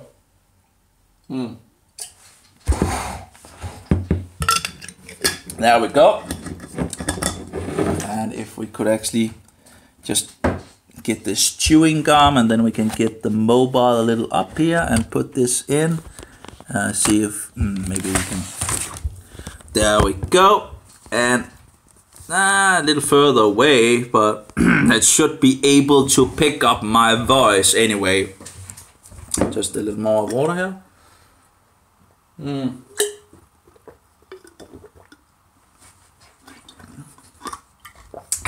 There we go. Yeah, I can see myself. A little more at least. It's weird because these mobile phones, there's like two front cameras, but you know, I can only use the one camera anyway, and I don't think it actually used the widescreen camera, and there's a widescreen camera on, you know. Just you know, why not be able to, you know, but nope, you can only use one of them when you use this program. Anyway, it just seems a little, you know, when you really could have used the widescreen thing, then you can't use it, you know. Anyway, this is Revelation 17. That's the wonderful chapter of 17. I think this is the place where we have some of it. And I'll just start from the beginning. You know, it's always nice to read the Bible. The great city Babel, or Babylon anyway. That's in regards to destruction of her. That's chapter 18. Okay, man. Anyway, I think it's the chapter 17 in regards to the beast. And we're just focusing primarily on the beast. But we'll get a little of the whore as well. But anyway. And one of the 7 messengers who had the 7 bowls came and spoke with me, saying to me, "Come, I shall show you the judgment of the great whore, sitting on many waters." That's many people. She is sitting on many people. Waters are people. With whom the sovereigns or kings of the earth committed whoring, and the inhabitants of the earth were made drunk with the wine of her whoring. And he carried me away in the spirit into the wilderness, or I guess the desert, maybe, desert wilderness. And I saw a woman sitting on a scarlet beast, you know, a red beast, covered with names of blasphemy. Well, that fits pretty much the man of 666, I think. say, oh, so many titles that belongs to God that he has taken upon himself. Anyway, and of course the Catholic Church also seems, or the priest out there seems to promote evolution. You know, and they should know the Bible, right? But they don't, you know, they don't. If they promote evolution, they have, it has just flown out the window, you know? And maybe they are actually just deceivers. Maybe they actually know it, and that's worse, you know? One thing is to be, you know, deceived yourself and, you know, just thinking that this is the truth and all that. Another thing is to actually know that you're promoting lies and then continuing with promoting these lies. But anyway, wolves in sheep clothing, a lot of lies from Rome.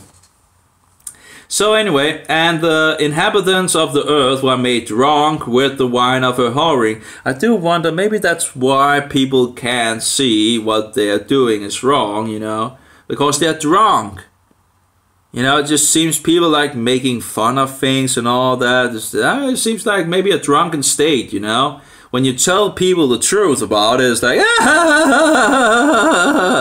you know, maybe that's like, oh, that's so funny, oh, I mean, you know, just, yeah, anyway, and he carried, I'm not that good at, in regards of, you know, but anyway, he carried me away in the spirit into the wilderness, and I saw a woman sitting on the scarlet beast covered with names of blasphemy, having 7 heads and 10 horns. There we go in regards to the 10 horns. These 10 horns are not the same as we saw on the Roman beast, because the Roman 10 horns, as far as I can see, has already been here. So they're not the same, and they also do different things, you know.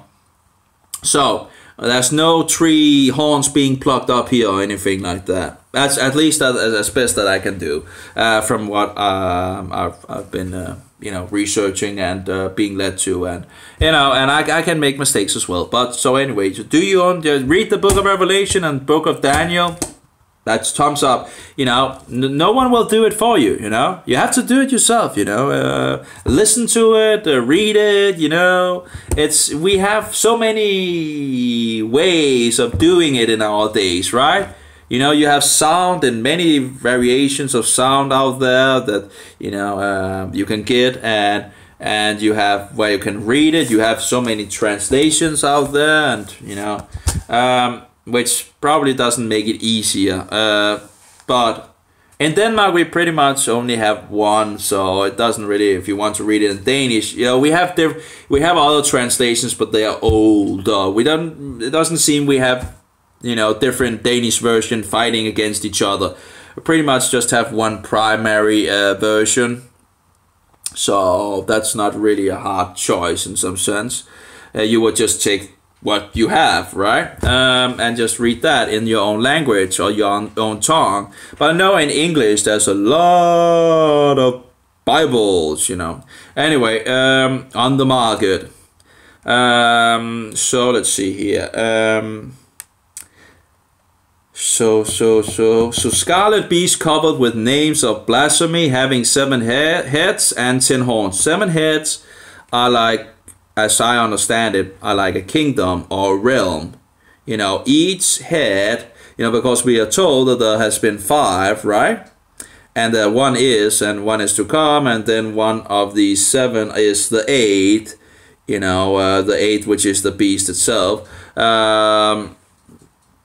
So anyway, I might still have some, I've you know, still have some research. Hopefully others will also come up and begin to do some research. And the problem, I guess, is, you know, I don't, you know, regards of Roman history, I've looked into Roman history, but, you know, I still know not that much of Roman history, but a little here and a little there, and, you know, to help me in regards of, but, you know, knowing some history, you know, might help you on some of the things, because then you know the history, and then you can see what, you know. So but it's very interesting, you know. It's just Babylonian, the Greek, the Medo-Persia, and the Greeks, and the Romans, and so forth. It's just nice to see the, you know, what the Bible says, and then see the history of it, and it's like, interesting. And the inhabitants of the earth were made drunk with the wine of her whoring. And he carried, so this is, you know, and I understand there's something about the whole world, right? The whole world is deceived by this whore, or it was the Antichrist, I can't remember. But the whole world is deceived. I can't, maybe we'll come to it or something like that. But anyway, and he carried me away to the, in the spirit into the wilderness. And I saw a woman sitting on a scarlet beast covered with the names of blasphemy. So I guess it's the scarlet beast that is covered with blasphemous titles or names, having 7 heads and 10 horns. And the woman was dressed in purple and scarlet. And, you know, if you look at the papacy, they have purple and scarlet as well in regards of... Anyway, and adorned with gold and precious precious stones and pearls, holding in her hand a golden cup filled with abominations and the filthiness of her whoring. Well, we also have the golden cup, right, in regards to that ritual when they turn the cookie into, well, they think to turn the cookie into a wafer god, you know. That's insane insanity, you know. But anyway, so they have the golden cup as well. I can't remember if that's probably the where they have the wine, you know, that turns to the literal blood, as they say, which is, you know, no go. Anyway, it was too, you know. Anyway, I think I've spoken about that. We break the bread and drink the wine, you know, and eat the bread, and to remember what he did for us. It's not like, oh, it becomes the literal body of God, you know. No. Anyway, so, and we have adorned with gold and precious stones and pearls and all that. Yeah. And upon her forehead, that's the whore, a name written, a secret. Oh, a secret. Ah, that's good. We have the Bible, right? So we can see where this wicked system is. Anyway, so it says, Babel the Great, the mother of the whores. Well, that would be Babylon the Great, you know, in regards of Babylon the Great, the mother of the whores and of the abominations of the earth. It seems like it's talking about the whole earth, you know. And Rome has its hands, you know. Oh, it's all over. Anyway. And I saw the woman drunk with the blood of the saints and with the blood of the witnesses of Yeshua. Oh, I think it's pretty much fitting. Rome again, the great city, drunken by the blood of the saints. And having seen her, I marveled, greatly marveled. And the messenger said to me, why do you marvel? Let me explain to you the secret of the woman. The secret. And of the beast, she writes. So we are going to get into the secret of this, which has the 7 heads and the 10 horns. The beast that you saw was and is not and is about to come up. And I guess, you know, it's a little different because Yeshua is like was and is to come. So, it's you know, there's a slight very, you know, difference in regards of and is not. Because he's going to be destroyed, you know. The beast that you saw was and is not and is about to come up out of the pit of the deep and goes to destruction. Which beast was destroyed when Yeshua comes back? The Roman beast, right? The little horn, you know, and if you look at the little horn and the characteristics of the beast, many of the same characteristics. So anyway, and it's about to come up out of the pit of the deep and goes to destruction. And those dwelling on the earth whose name are not written in the book of life, it actually says book of Chai, which is life, but it's in Hebrew, but anyway. So, not written in the book of Rai, from the foundation of the world, shall marvel when they see the beast that was and is not and yet is. As we also have some actually interesting material outside the Bible, Christian sources on some of the things in regards to the sheep turning to wolves and all that. Very interesting things on future events which hasn't happened.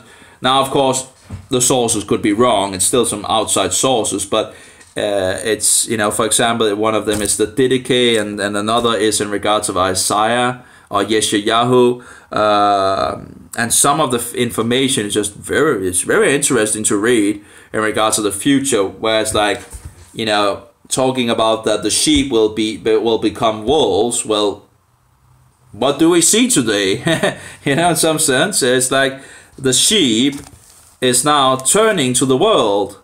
The churches are now turning to worldly things and taking the worldly things in, and that's what is being promoted and all that. It's just, yeah, anyway. So, and they, you know, if you talk about the Antichrist or the beast or anything like that, people are like, ah, and then you're banned. You know, it's like, ecumenical law, you're speaking hate speech. You know, you're not loving, you know, shouldn't say such things about the Catholics and the Antichrist, you know. Yeah, it's just insane, you know. And these things, you know, the Protestants knew these things, and yet nowadays it's just like, we don't know these things. It's just so, but they have these weird, you know, it's a Catholic, actually Catholic. It seems to be Catholic. What is it called? Catholic ways of trying to not speak against them and all that. And then, oh, you're speaking hate, and oh, the Catholics are Christians as well, and oh, you shouldn't, you know, preach that this is hate speech, and you know, and you know, we should love, you know, and so forth. Anyway, but you know, no one is speaking the truth in regards of the Antichrist, and in regards of who so many Christians down through history that have read the Bible were pointing to and knew where the Antichrist was. No one knows. Oh, it's over there, it's over there, it's over this and that and whatever. You know, you see all these different things on YouTube. And it's like, oh, you know, what about what is written in the Bible? Who's the Antichrist? Well, he's a Roman. The horn persecuting the saints is Roman in nature. So it's sitting on the Roman beast. It's on the Roman beast, you know, the horn. It's, you know, anyway. It's like for example, the 4 heads of the 4 kingdoms were still all Greek, but there are 4 kingdoms. And then, of course, you have the horns, you have mountains representing. It seems to represent, in some sense, the same thing. The heads represents kingdoms, you know, realms. Horns represents the same thing. It seems mountains seem to represent the same thing. Kings seem to represent the same thing as well. So that can, you know, when it says kings, it can be multiple kings. Like, for example, when you talk about the statue, which the head of gold, and Nebuchadnezzar is Daniel is telling Nebuchadnezzar, you are the head of gold. Yet another king also continued in the Babylonian kingdom in regards to the gold. Now then, Medo-Persia came, and then we have the silver, and then we have at least 4 kings, I think. So we have the silver. I think we maybe have more kings, because there was something in regards to 2 kings, and you know, So there might be more, but I think it's like 4 kings in regards of a line. But so, and then you have the bronze, which is the Greek, you know, and then you also have kings, and you actually have it divided in 4. And then you have the Roman, and again you have, you know, so one king can represent more as far as I can see in regards to when you have, like, you know, and we will get to this, you know. So let me explain to you the secret of the woman and of the beast she rides, which has the 7 heads and the 10 horns. Now the 10 horns are 10 kings. These are 10 realms, 10 what shall we say, kingdoms in some sense. Might be you know, but yeah, usually you know, a realm of some kind. You know, some say the world is divided already into 10 parts, you know, so, you know, so maybe these 10 parts will be, you know, yeah, anyway, we'll see in the future. I don't know how long I will live and so forward, but it is interesting times we live in for sure, because it's really, you know, it's going quicker and quicker and quicker and quicker, and things are seemingly getting more opened up.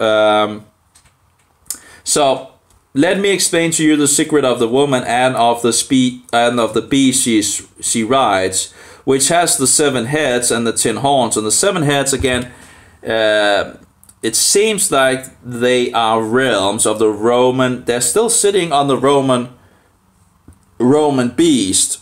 So as far as I can see, following the guidelines of the Bible, and I could be wrong, but I can see that others, you know, after I was looking into it, I was looking to see if there were others that, you know, was researching the Bible that actually also had come to the same conclusion, and there was very interesting. But you know that you have different realms, different what is it called? Like you have a kingdom, you have a democracy, you have a republic, you have different kinds of rulerships, kinds of government types, and the Roman kingdom starts out as a kingdom, and as far as I understand it, the Roman the Pontifex Maximus, the high priest, gets his rule from the second king in the beginning of, so already there we see that, as far as I can, the whole rides all the 7 heads.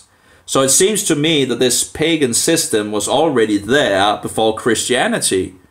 If the heads are these different realms, and it goes back to the king, and she is sitting on all the 7 heads, well, and if we can agree that that is Rome, then it seems like it's, you know, then she was already there in regards of the Roman pagan mystery Babylon thing. There was something, I had some information on that where one was very interesting, because the pagan Roman Empire, you know, now it's called the Holy Roman Empire. You know, because everything is holy when you have a Pontifex Maximus ruling it, you know, apparently. When you have the Antichrist ruling it, it's, you know, you now have a holy or, you know, unholy, if anything. But anyway, let's see if we can find it here. Okay. So this is from a website, actually from a Catholic website. And I think it was like from something that they quoted from or something like that. So, one of the most amazing aspects about the ascendancy of the papacy is that the Church of Rome promotes the Pope as the Pontifex Maximus, or the Supreme Pontiff. The title is little. I don't have glasses on. The title Pontifex Maximus is mentioned numerous times by the early Church Fathers, particularly by Tertullian, but it was not applied to a Christian bishop. The early Church Fathers say that the Pontifex Maximus was the king of heathendom. Still is. the evil high priest of the pagan mystery religion. What is it called in regards to the Bible? It's called Babylon the Great, the mother of whores and of abomination. No, that was not in regards. Where's the mystery Babylon? Should be some place. But anyway, she's called, she's called Miss. I can't remember where it is, but it's somewhere that she's. Oh, what wasn't something in regards of? No, Babylon the Great, the mother of whores, and where was in regards of mystery Babylon? Should be someplace. Anyway, so anyway, if you see the Bible that it says mystery Babylon, and you have in regards of the Roman mystery religion, could be a link there, maybe, of Rome, it is certainly not likely that Christ appointed Peter Pontifex Maximus of Rome. So here we have in regards of the evil high priest of the pagan mystery religion. So if the system was already there, and it was losing because of the Christians were spreading the good news in the Roman Empire, and the Roman Empire had a big problem. It was spreading like wildfire, and the more they killed, the more popped up. And so what do? Well, you infiltrate it. And the woman put on new clothing, as far as I can see, And, same title. Of course, now the Pontifex Maximus also think not only that he is the king of heathendom, but he's also the king of, Christendom. He's the head of Christendom, he thinks, But of course, Yeshua is the head of Christendom. So anyway, I'm not sure where the mystery Babylon is. It should be somewhere. Of course, I could just do a quick search here, because it shouldn't be that difficult to find in the Bible. Mystery Babylon. I'm pretty sure it's in there. It's just the question where it is. King James. Also remember that the beast of Revelation is also having the characteristic of 3 other kingdoms. The Medo-Persian, the Babylonian, and the Greek, I think. And of course it's Roman, we know that. So let's see. Mystery Babylon the Great, it actually says 7.5. Have they taken that out in regards to this? Maybe it's in, let's see, mystery. It seems like they actually have taken that out in this version. Now, of course, it's not a perfect version, and usually different translations have different problems. I thought also as well that it was there, but here we go. And upon her forehead was a name written, Mystery Babylon the Great, the mother of harlots and abominations of the earth. So it was there where I thought it should be, but apparently it's not in this version. I don't know why. It's kind of, you find mistakes here and there in some senses in the translations, or missing words sometimes. It's just, that's interesting that they wouldn't have that in the version I have here. Let's see this version. 17.5. Let's also say mystery. This was said to be translated from an Aramaic source, but apparently he still has mystery in that. Of course, something to look into, but apparently they took mystery out, it seems. And I've seen other problems with this translation. Of course, you tend to find things here and there. I haven't found a perfect translation yet. Let me say it like that.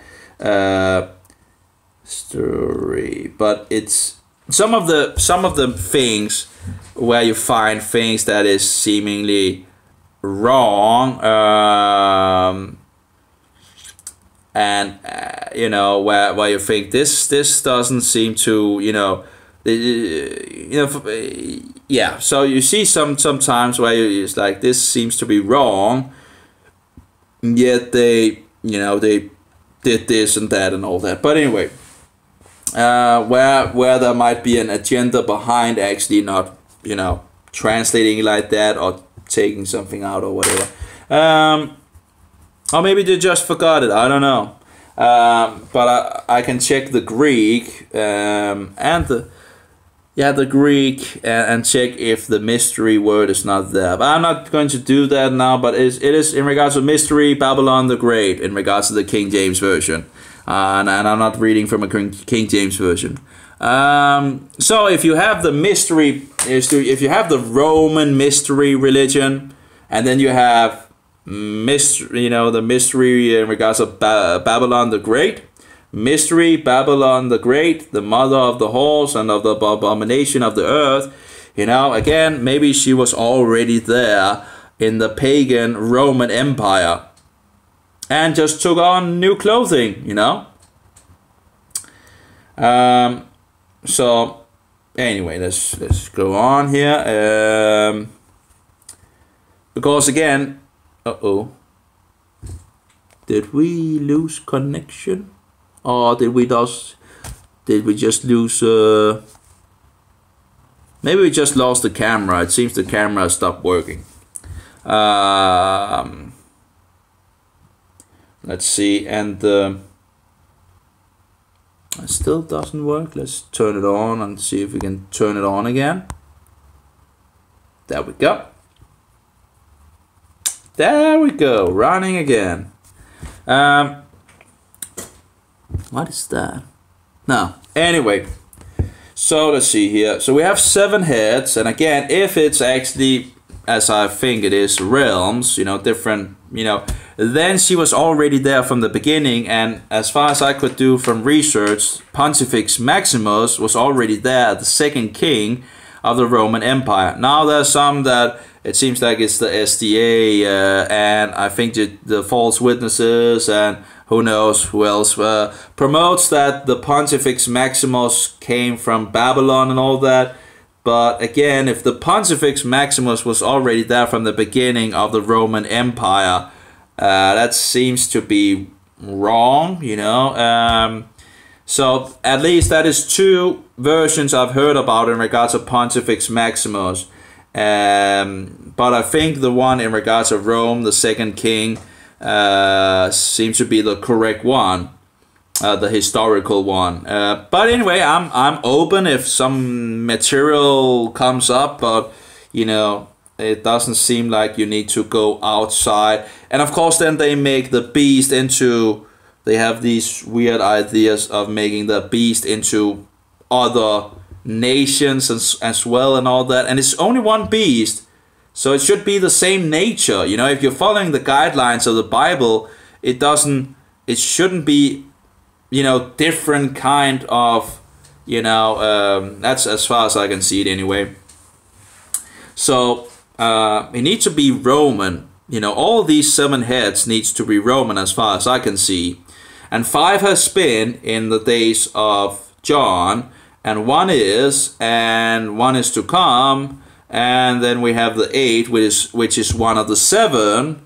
So so anyway, but is himself the beast. So let's see here. Why do you marvel? Let me explain to you the secret. Okay. Where did we go? I will explain. Okay. Let me explain to you the secret of the woman and of the beast she rides, which has the 7 heads and the 10 horns. And the beast you saw was and is not, and is about to come up out of the pit of the deep and goes to destruction. Wasn't there something also in regards of Apollo? But in regards of Apollo goes back to sun worship, as I understand it as well. But wouldn't be a surprise, of course, because, you know, it's all sun worship, it seems. You know, the solar sun and all that. We shouldn't worship the sun at all or anything in regards to that. You know, the sun is created, It's not something that one should worship on a cookie Jesus or whatever, you know. It's idolatry. It's worshiping Satan. Everything you do in regards of worshiping something else that is not God, that's worshiping Satan, you know. It's a broad road that leads to destruction, but a narrow road that leads to everlasting life. Anyway, so the beast that you saw was and is not and is about to come up out of the pit of the deep and goes to destruction. And those dwelling on the earth, whose names are not written in the book of life from the foundation of the world, shall marvel when you see the beast that was and is not and yet is. Here is the mind having wisdom. So I have to be, you know, having some wisdom and to understand this. So I'll try the best that I can, you know.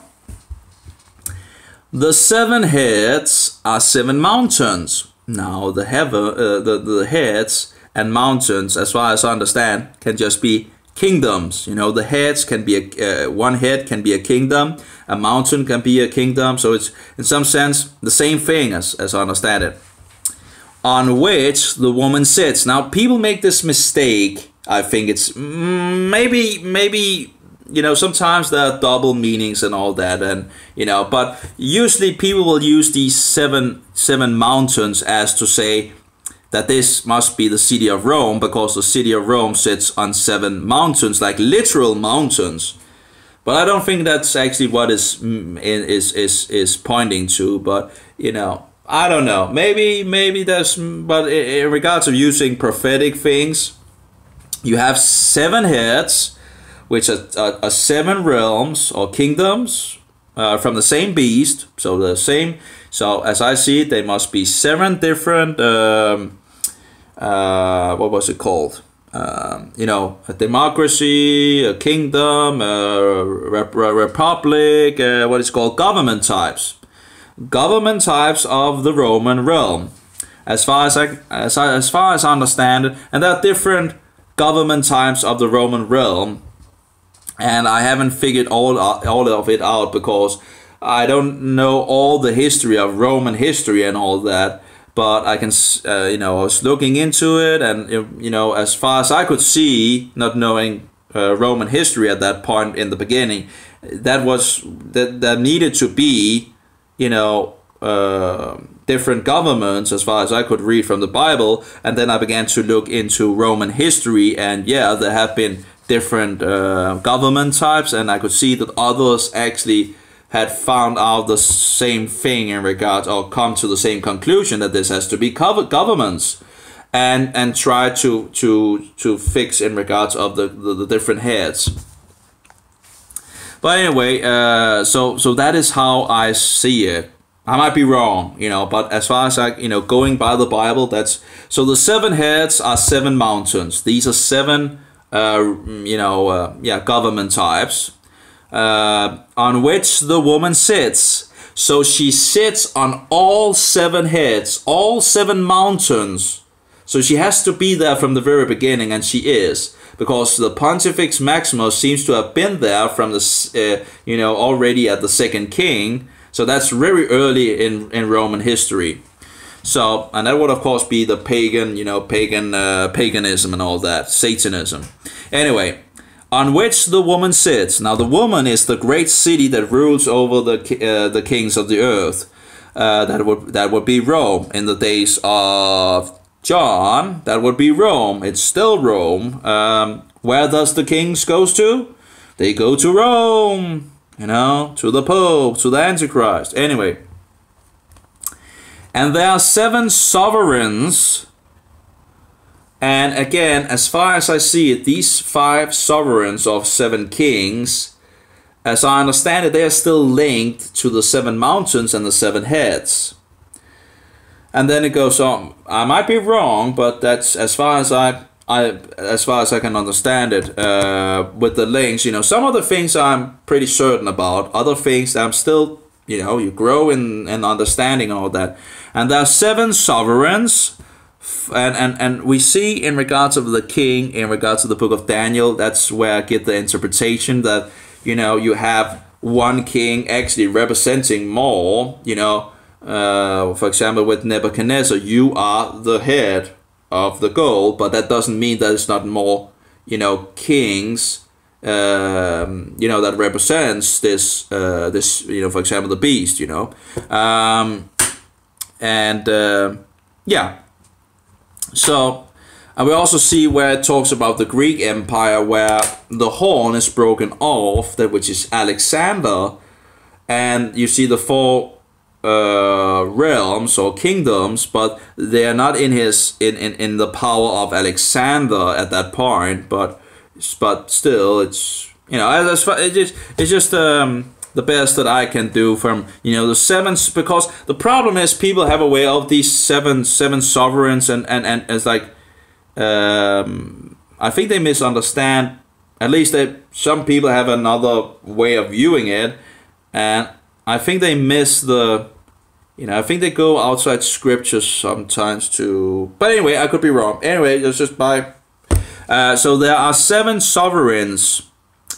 And as I see it, the sovereigns are the 7 heads, the 7 mountains, and 5 have fallen. So 5 of these sovereigns has fallen in regards of being these different realms, these different governments of Roman nature, because it's a Roman beast, right? The little horn sits on a Roman beast. We know it's the last thing that is going to be cast, you know, it's going to be cast into the fire and destroyed. The same with the beast, you know, the beast here is, and having the same characteristic, some of the same characteristic as the horn, might be actually representing the nature, you know, giving us details about this horn, and how you know, some more details on it and all that.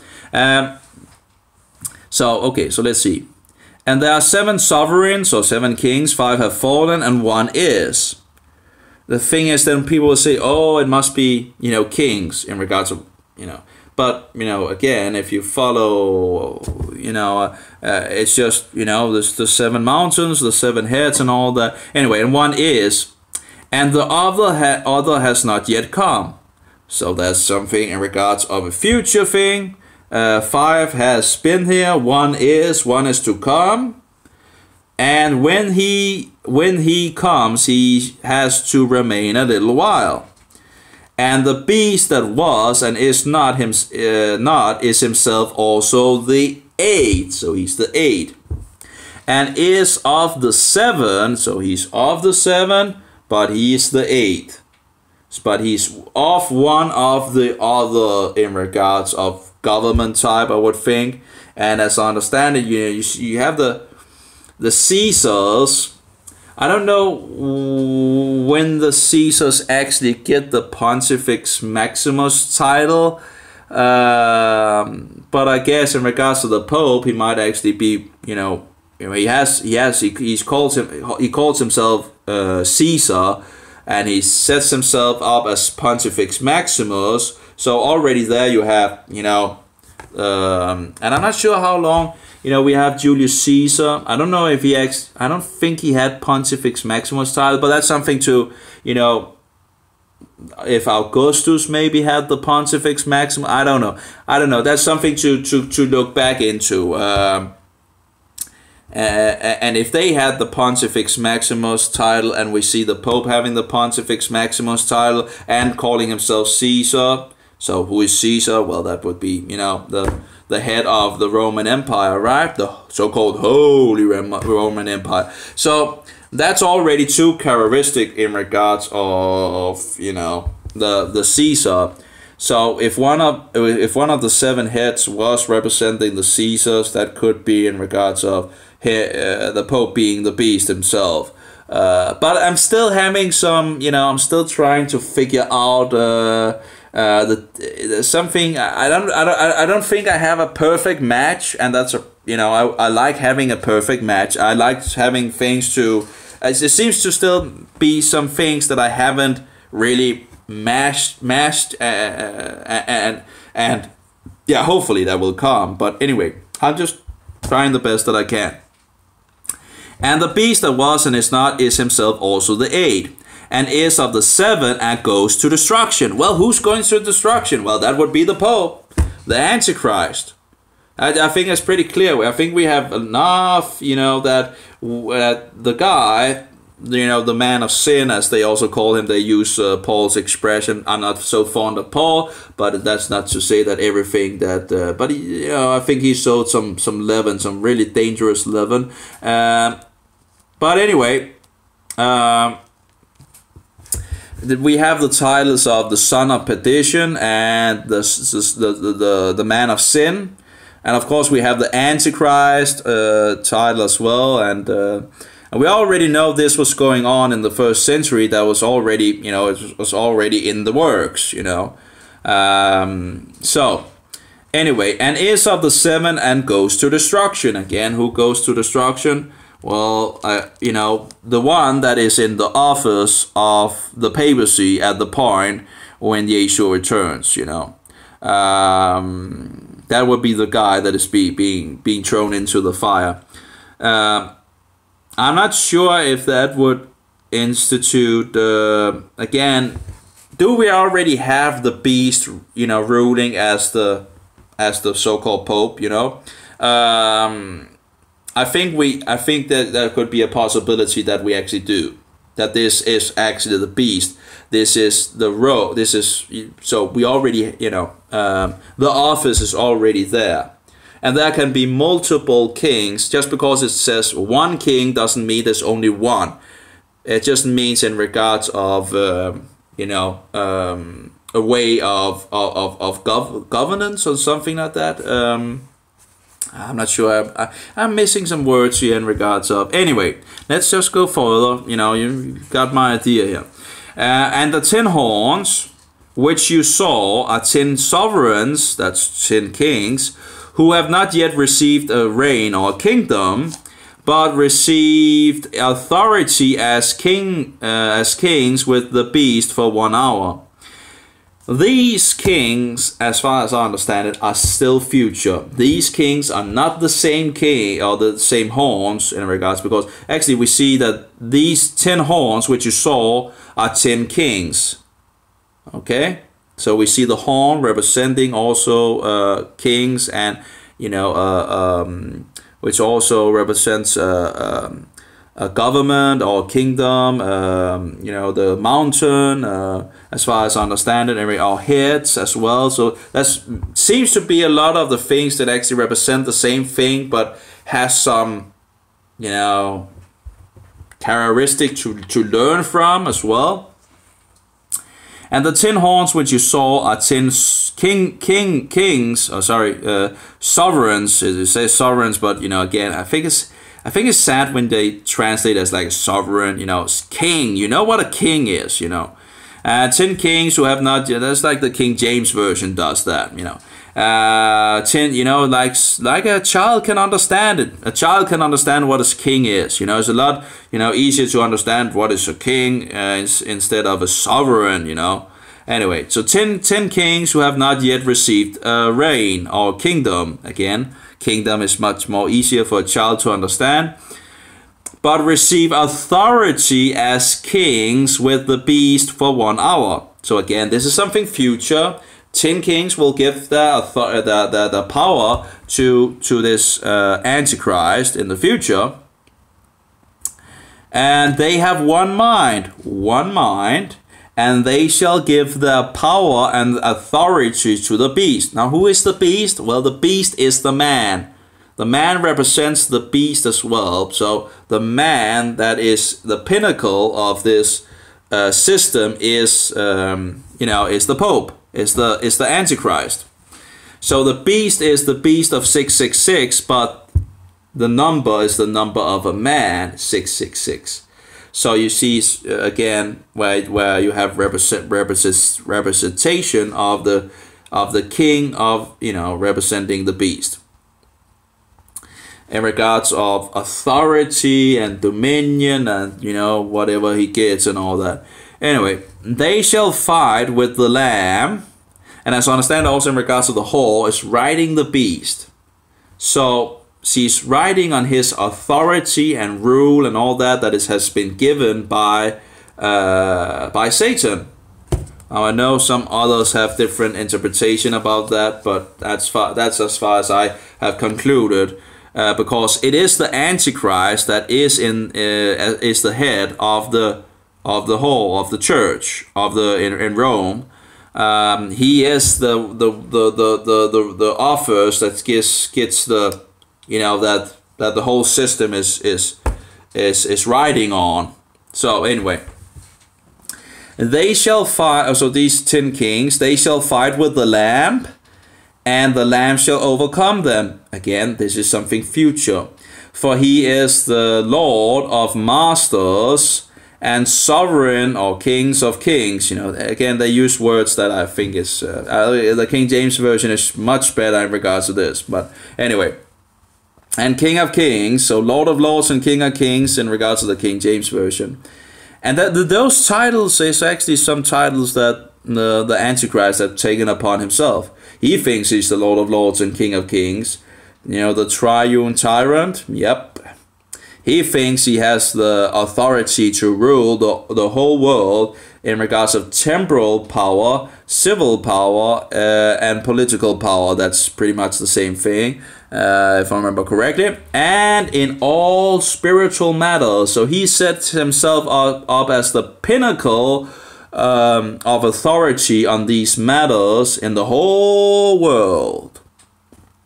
Anyway, and those with him are called and chosen and trustworthy. And he said to me, the waters which you saw where the whore sits. So she sits in regards of waters. Are peoples and crowds and nations and tongues. So she is, you know, really out there.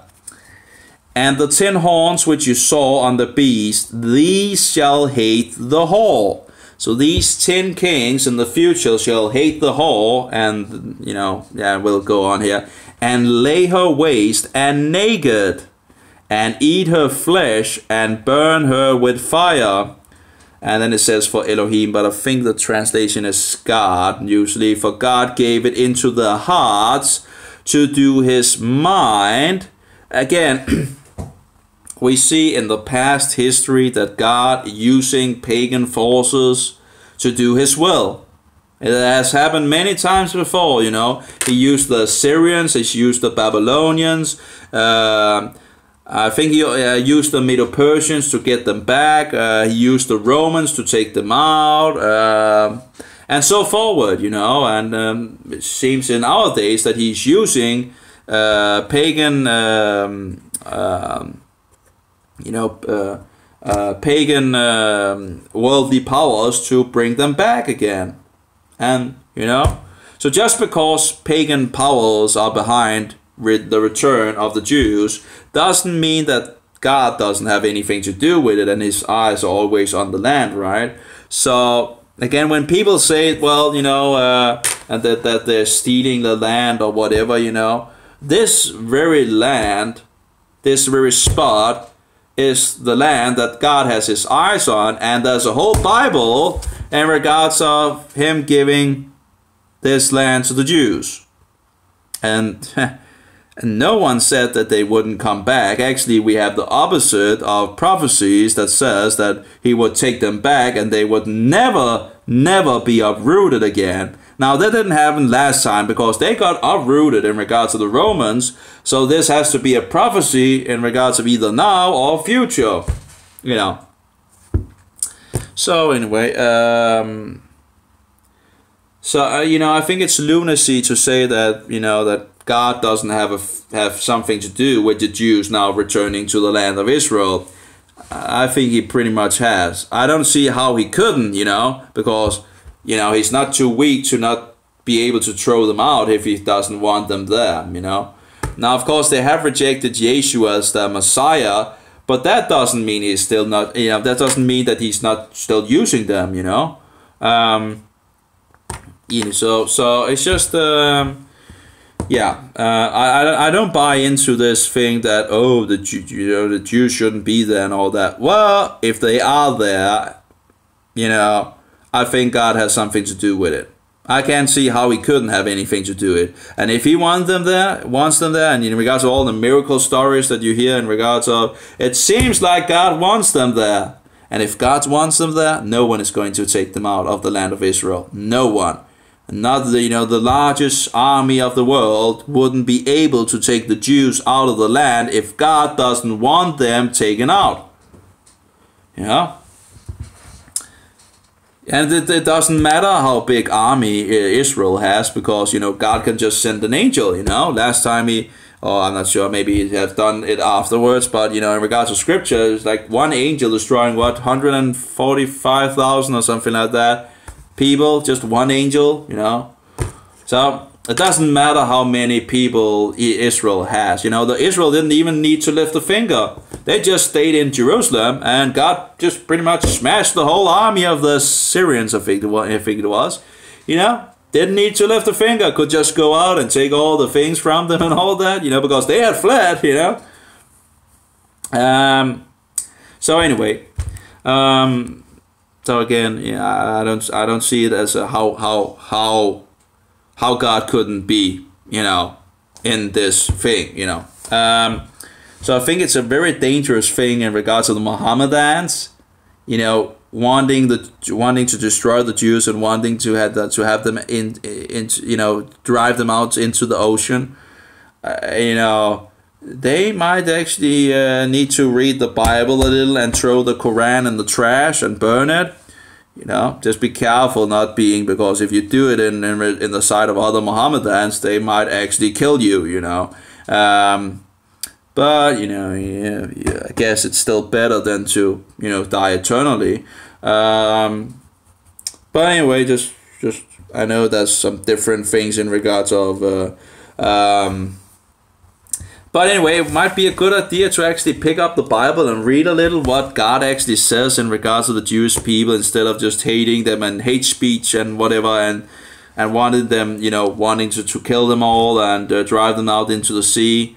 Because if they are in the land of Israel, there might be a reason for it. And we might need to pay attention now, if Israel is now coming back on the map, which it is.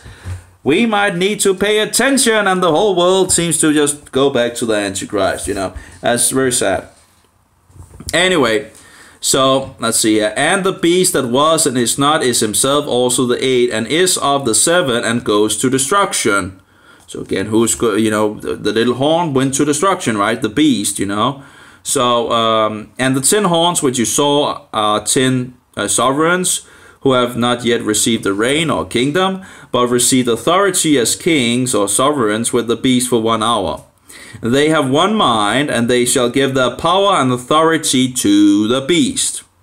Also, we see, that was something I found out. I was like, why does the head have crowns? And one of them, I couldn't really find out what is going on with those crowns, But the thing is, one of the places the crowns are on the horns, and the other place the crowns are on the heads. Why is that? Well, maybe because those 10 crowns are giving the power to the beast, and in regards of the crowns on the heads, is in regards of giving the power to the devil. So. I think that was, something like that. I really wondered about those crowns. I was like, why is those crowns on there? And I was like, oh, they're not sitting on the same place. And then oh yeah, okay, that makes sense. These kings are giving their power and authority to the beast.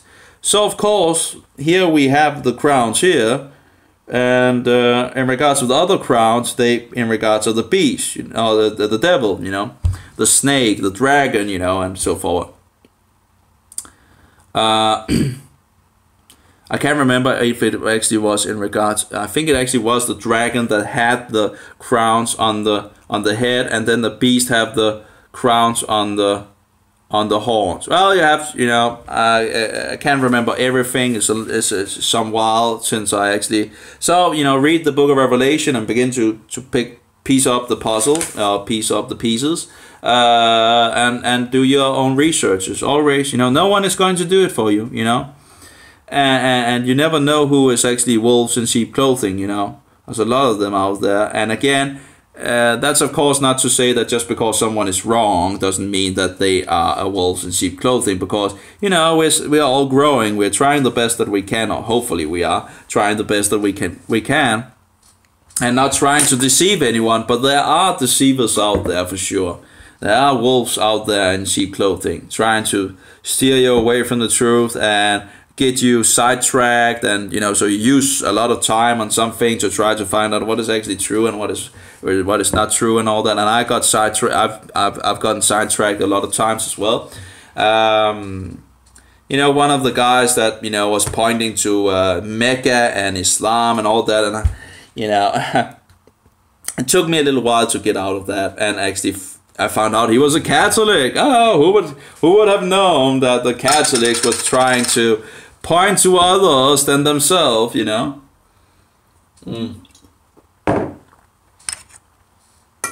So of course they would need another, and of course, you know, looking back at it, you know, but I wasn't, you know, looking back at it, I should have known it was wrong, you know, but I was still young and all that, and you know, the more you read, the better you get to discern, you know, in regards of these things, what is true and what is not, and what people are just pulling up their hat and all that, right? And how? Anyway, let's see here. So they have one mind, and they shall give their power and authority to the beast. That would be the, you know, the Pope, whatever whatever guy that is around at that point.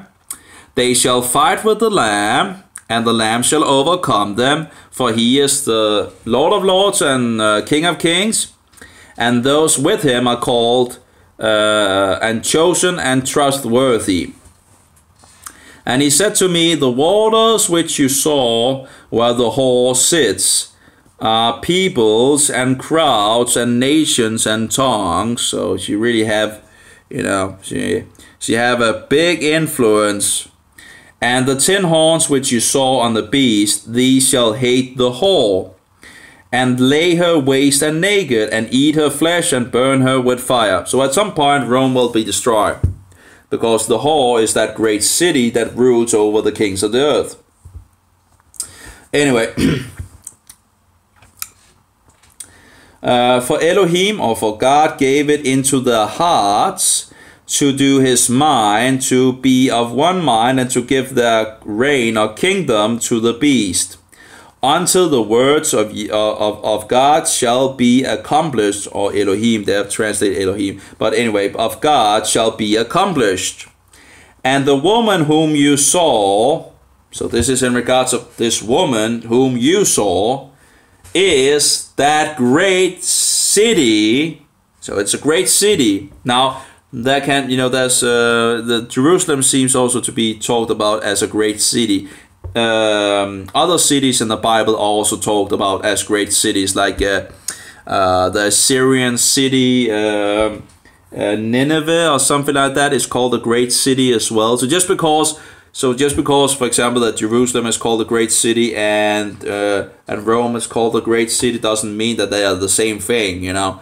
But that's one of the arguments that I've heard from Catholics. Oh, it's Jerusalem and all that. Well, nah, that doesn't add up. It doesn't add up, because Jerusalem doesn't get destroyed. It's still there. So I don't buy that. Again, that's another Catholic thing. You know, they have to try to instead of just believing the obvious, they have to make up ways of going around it.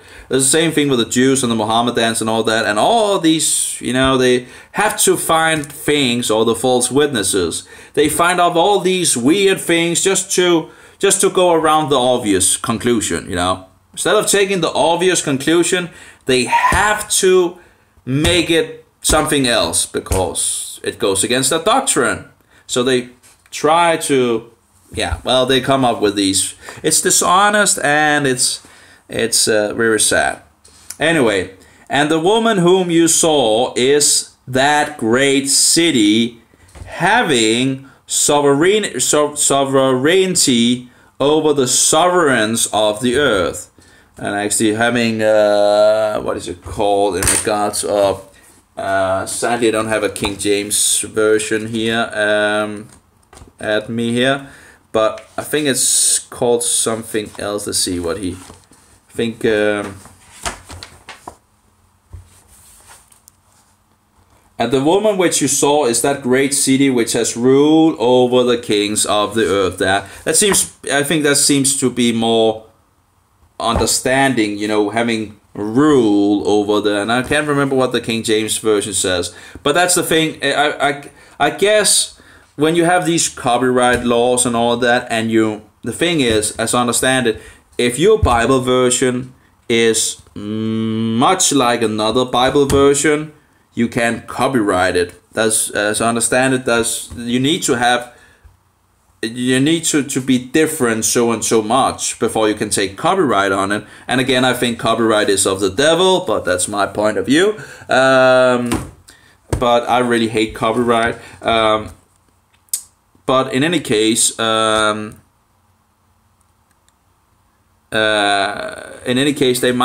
might be wise some of these Bible versions choose weird words instead of taking the obvious words, because they need to copyright it, and thereby they need to use some of these words so they can copyright it because they want to have copyright on it.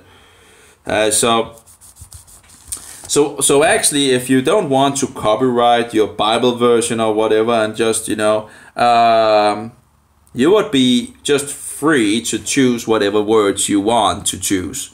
So again, you see how money corrupts and all these things ends up corrupting, and then you need to learn new words instead of just taking the obvious word and again and so forward. Anyway, you know, I like Bible versions where it's like a child can understand it, like, you know, using words like king and kingdom and all that. That's pretty much, instead of using like, you know, sovereign.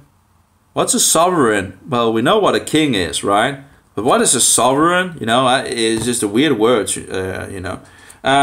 Anyway, so that was in regards of the... did we actually get to where the beast was actually thrown into the fire? They shall fight with the lamb, and the lamb shall overcome them, for he is... But it doesn't really say here that the beast is going to be cast in the fire.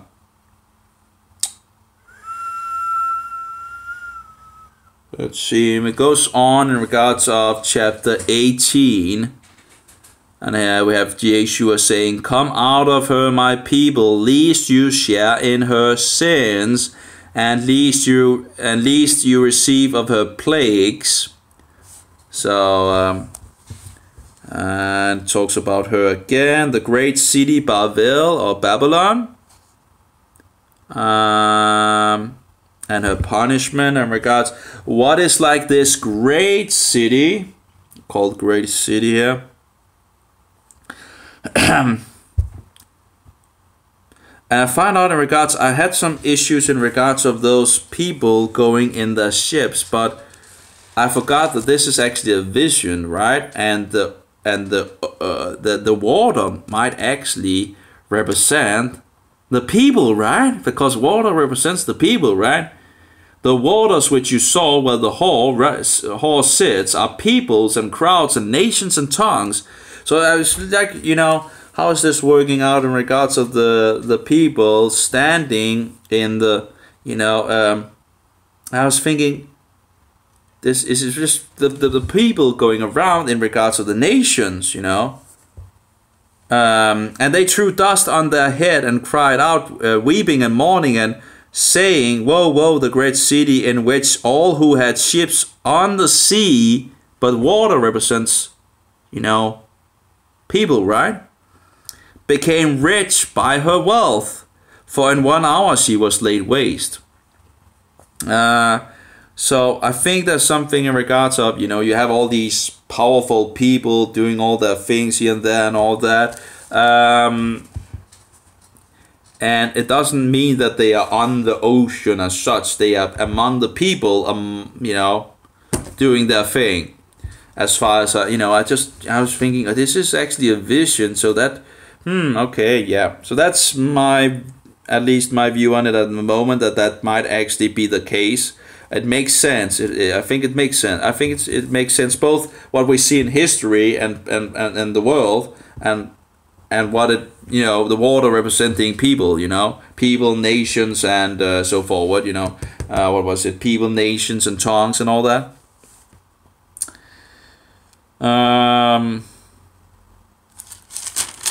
Also talk, in her was found the blood of the prophets and the saints, and of all who were slain on the earth.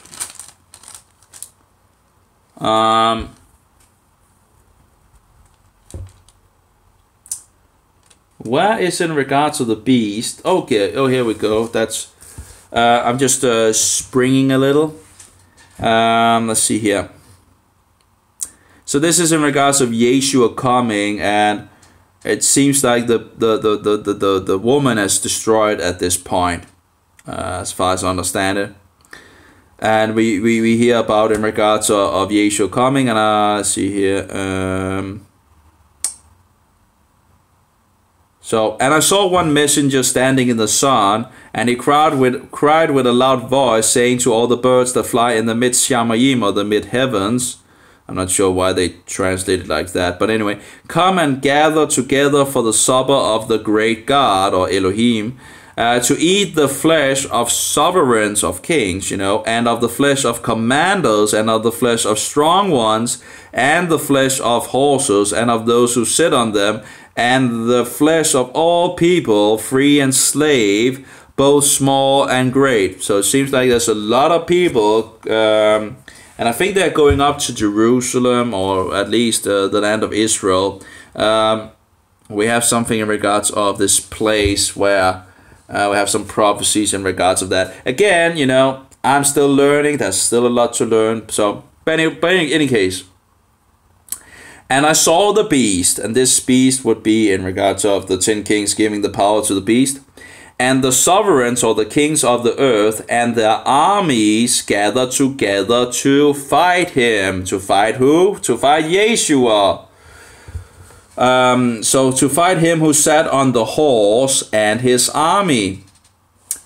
And the beast was seized. You remember in regards to the horn was destroyed as well, And the beast was seized, and with him the false prophet. Now we haven't really talked much about the false prophet, but being a beast, I think it could pretty much, but I could be totally wrong and all that, and that could be something in the future.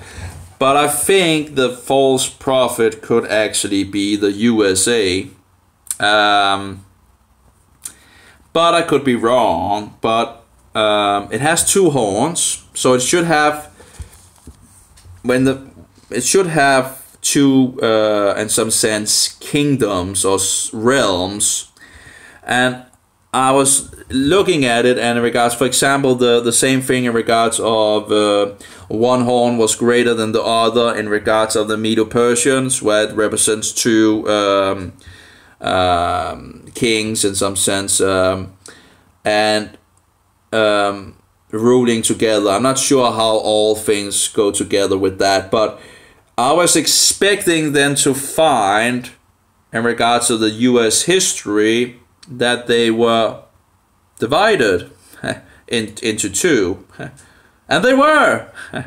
And yet, still today, there seems to be a conflict in regards of the North and the South. So, I didn't know the history of the US. So, what I looked in regards to the beast, it has 2 horns, okay? So, it has to have like 2, and yet they are on the same beast. So it still has to be but what I found out, that there was the North and there was the South, and they split and they came together in battle, and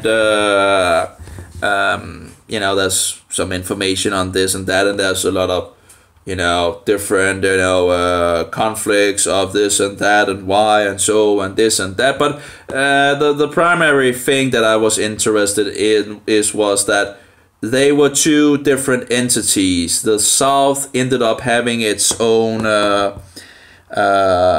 constitution, I think. They made their own constitution. So, you know, they have, so they were pretty much two horns, you know. And they have, you know, they are together, but still the division seems to still be in regards to the South and the North, and they still have things going on in the US apparently on this. So looking at it from, you know, reading the Bible and then looking at it seems to match up with that it could be the US that is the false prophet. But it doesn't seem like we have that much, you know, maybe there's something else that I haven't, you know, found out yet in regards to where there might be more information in regards of the characteristics in regards to this false prophet. But I think this could be a possibility that it's actually the US. But we'll have to see, you know, things will become clearer as time goes. But anyway, and with him the false prophet, again, which is the other beast, two horns, lamb-like horns. But that is not to say that it is a lamb. It doesn't, you know, some say it's a lamb, the beast is a lamb, but he doesn't really say the beast is a lamb. He just says it's a beast with lamb-like horns. So we don't really know from scripture what the beast looks like. So, you know, some believe that it might actually have been, you know, there was a lot of, you know, they think it might be able to have been, what is it called? Those with horns, those that were nearly killed, you know, where they killed, what it was like 70 millions or something like that. What was it called? I can't remember what they're called, but you know, Muscus or no, these ox or something like that. Some believe that maybe that was the animal that he saw, but he didn't know the animal, so he just said it was an animal with sheep horns or something like that. I don't know. It's a possibility, but you know, it's a little hard to really confirm what he saw, you know. But I guess it's a possibility, you know. Anyway, who works? Okay, so let's see. And the beast was seized, and with him the false prophet who works signs in his presence, by which he led astray those who receive the mark of the beast. And there's something in regards to the first beast, which is in regards to the papacy, giving the authority to the second beast to do things and all that. And in regards of, for example, in our days, we see the U.S. doing the proxy wars for Rome, you know. And I have no idea why the Americans, the Protestant Americans, would ever send their children into war. But they are, in regards of the Pope, you know. Yeah, let's just go out and fight the wars of the Pope. The wars of the Antichrist. What did Yeshua say? Did he say take up the sword and go out and kill people? Nope, he didn't. He said, you know, use the sword of the mouth, right? Go out and preach the good news of Yeshua HaMashiach, or Yeshua the Anointed, you know, the Jesus Christ, you know. Why are you going out fighting, you know? You should know your Bible. Whosoever takes up the sword of the hand shall die by the sword of the hand. Anyway, you know, you fled these things, and now you're fighting for the same entity that you fled from. You know, the same abominable, wicked system. You know, stop fighting his wars. You know, and now, of course, you also have the man of 666 over in the U.S. like twice or something like that. And where I saw one of the presidents calling him, oh, His Holiness. His Holiness? What blasphemy, you know? Anyway, it's just, you know, you don't know, you know, I don't know what is going on with you Americans, you know? You just totally lost it, but I guess the rest of the world have lost it as well. We don't know who the Antichrist is anymore. You know, that was, you know, the Protestant fled to America, to, you know, getting away from this wicked system. and they knew about it, so they had laws against Catholics. They were not allowed to get into government positions. I'm not sure how many of the states had these laws and all that, but they knew. They knew in regards to the Catholics. They knew who the enemy was. They knew if they allowed these Catholics into government positions, that things would turn to the bad, you know? Of course it is. And it has. Anyway, losing your rights and losing the freedom, and it's going downhill, you know. So let's see. And the rest were killed with the sword, which, let's see. So, who worked the signs in his presence, that's the other beast, by which he led astray those who received the mark of the beast. And that's either, the mark of the beast is either the name of the beast or the number, or his number 666. Anyway. And those who worshipped his image, you know, there's an image made. I don't know where that, you know, it might actually, that image might actually be set up in the temple. Now, of course, there will be a temple at some point. I don't know when and all that, but there will be a temple because there's prophecies about the continual will be taken away. Well, the continual is in regards of sacrificing. So how can you have sacrifices without a temple? Well, that seems pretty weird, right? So as far as I can see, another temple has to be built at some point. You know, there will be built another temple at some point. You know, because, you know, prophecy will be fulfilled, right? God's word will be fulfilled. Anyway, so he led astray those who received the mark of the beast and those who worshipped his image.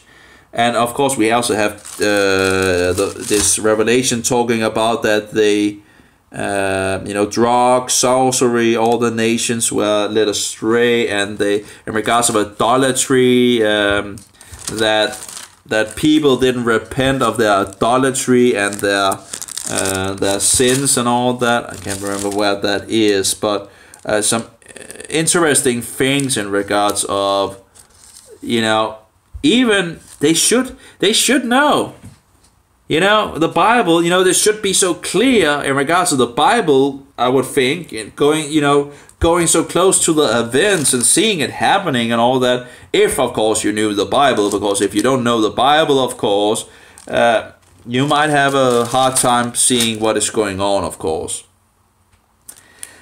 But I think when we are getting so close that it should be very obvious what is going on.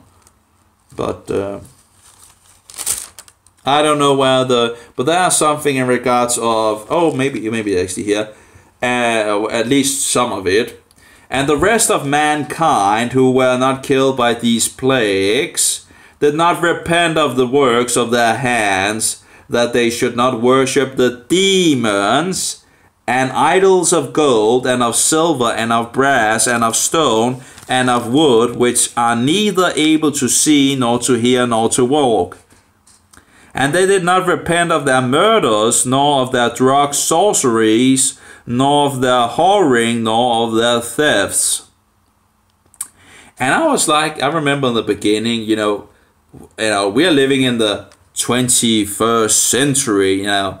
We don't have people going around and worshipping idols and bowing down before idols and kissing idols and making the upside cross in front of the idols or on their knees in front of them, or, you know, the smoke thing, incense and all that. We don't have people that do that today. We have become more, we have become a little more brainy, you know, or, you know, maybe a little more... No, I was totally wrong. You know, there's a huge amount of people out there actually doing these things. I was in horror, you know. How can these people do this? You know, they have the Bible to read, you know, and it's just totally insane, you know. And not only the Catholics, of course, and the Orthodox, we also have the Hindus, right? You know, they have the million gods or something like that. I can't remember how many. Anyway, they still do their paganism, you know. And as far as I can, in regards to research, it seems like evolution actually goes back to India, long, long, long before Darwin, you know.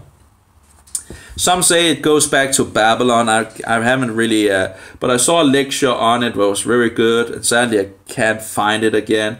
But I know he had 2 lectures in regards of the nations coming after, in regards of the nations written in the Bible and all that, where he was following the different, you know, nations, this and that and all that. And then he had in regards of evolution. And, you know, a very, very, very good lecture, I think.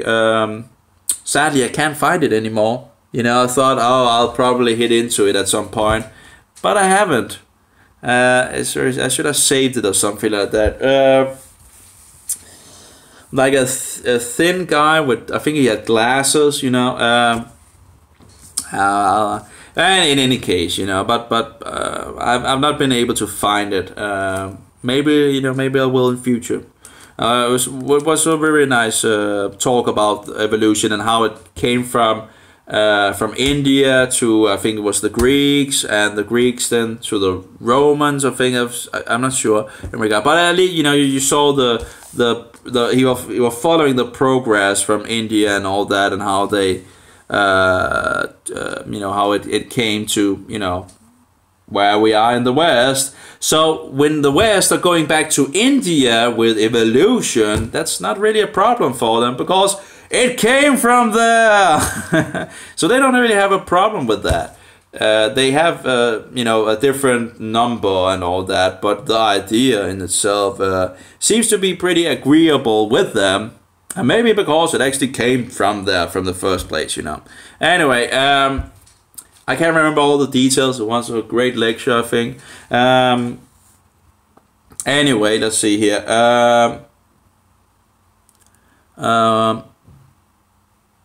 So let's see, where was it?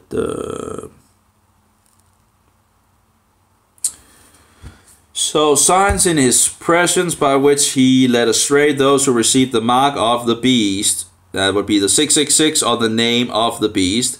And those who worship his image, again, probably going to be set up an image in the temple, I would guess. Like if you go back to look to history, where we see some prophecy that was fulfilled, a lot of it in the past, but yet might seem to actually be a double fulfillment in the future, because some of it was, you know, was in the ending of the prophecy was not fulfilled, and yet seems to be something in regards to the end. So it seems like that might actually be like a double fulfillment, and then we can go back in history and look and get some pointers on what is going to happen. And there might be a very good possibility that, you know, an idol will be placed in the temple. So let's see here. But we'll have to see, you know, it's just my guess. Because it happened before in regards of, I was one of the Greeks, I can't remember, that's a whole topic for itself as well. You know, there's a huge amount of things in the Bible, you know. You can use your whole life from this Bible, and there will still be more to learn, you know. It's incredible, you know. So anyway, let's see here. By which he led astray those who received the mark of the beast, and those who worship his image.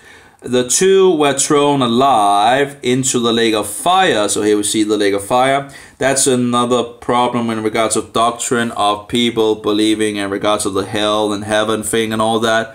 The problem is in the King James Version, and I'm not sure in regards to the Geneva, I think it has the same problems, but I haven't checked. But the King James Version have a problem because Sheol is the realm of death in Hebrew. And the realm of death in the Tanakh, or the so-called Old Testament, is translated into 3 words. Sheol is translated to pit. It's translated to Sheol. Translated to grave, and translated to hell. So one single Hebrew word is translated into 3 different things, which is pretty problematic, because, you know, if you don't have an accordance, I think, or a concordance or somewhere you can look behind the text, you wouldn't know that. Now, a further problem comes in the New Testament, because then Yeshua, or Jesus, is using Gehenna to talk about the lake of fire. Yet they translate it as hell.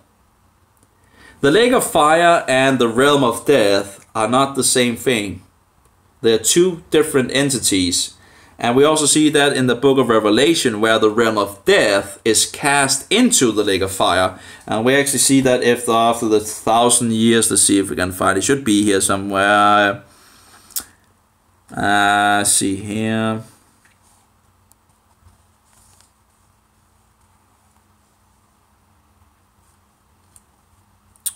Yeah, that's after the 1,000 years and so forward. And I saw the dead, small and great, standing before the throne, and books were opened, and another book was opened, which is life. That would be the book of the Lamb. And the dead were judged from what was written in the books. You know, the dead are those rejecting Yeshua. Were judged from what was written in the books according to their works. Oh, we have some works again, and that's also interesting in regards to the works thing. You know, people say, oh, there's no works, but yet we have works being said. Anyway, and the sea gave up the dead who were in it. I do wonder in regards to the sea, if that is in regards of then the people in some sense. And the sea gave up the dead who were in it, and death and the grave, I don't know. And the dead and the grave gave up the dead who were in them, and they were judged, each one according to his works. And the dead and the grave, and again the grave is Sheol. Again, I'm not sure why they translate that. A realm of death, I think, would be better translated. But anyway, and the dead and the grave were thrown into the lake of fire. So here we have grave, and grave is the Greek Hades, and Hades is the Hebrew Sheol. So Sheol is being cast into the lake of fire, which Yeshua is talking about in regards of Gehenna, which is a place outside Jerusalem, where there was fire and all that, and trash, as I understand it. You can walk there if you take to Jerusalem in our days. I think there was also something in regards of pagan worship there and sacrificing of their children at some point. But anyway, the point is, Sheol is not the same thing as the lake of fire. It's two different things. And people have a way of mixing them together and get into a lot of confusion and so forward. Anyway, getting back to the two were, in regards to the beast and all that, the two were thrown alive into the lake of fire. So they're thrown in the lake of fire, burning with sulfur, okay? And the rest were killed with the sword which came from the mouth of him who sat on the horse, that would be Yeshua, and all the birds were filled with their flesh. And I think there was something in regards to the so-called Old Testament, where we have the valley and all that, where this, you know, more prophecy in regards to this. And then we have the seizure of the dragon and the serpent of old, who is the devil and Satan, and bound him for 1,000 years. That's still future. And then after 1,000 years, he's coming for a little while, and then he's cast into the lake of fire as well. We have the first resurrection, we have the 1,000 years, then we have the second resurrection. Again, I'm not entirely sure if the Christians are going to be in the first resurrection. I'm still, because, you know, the first shall be the last, and the last shall be the first.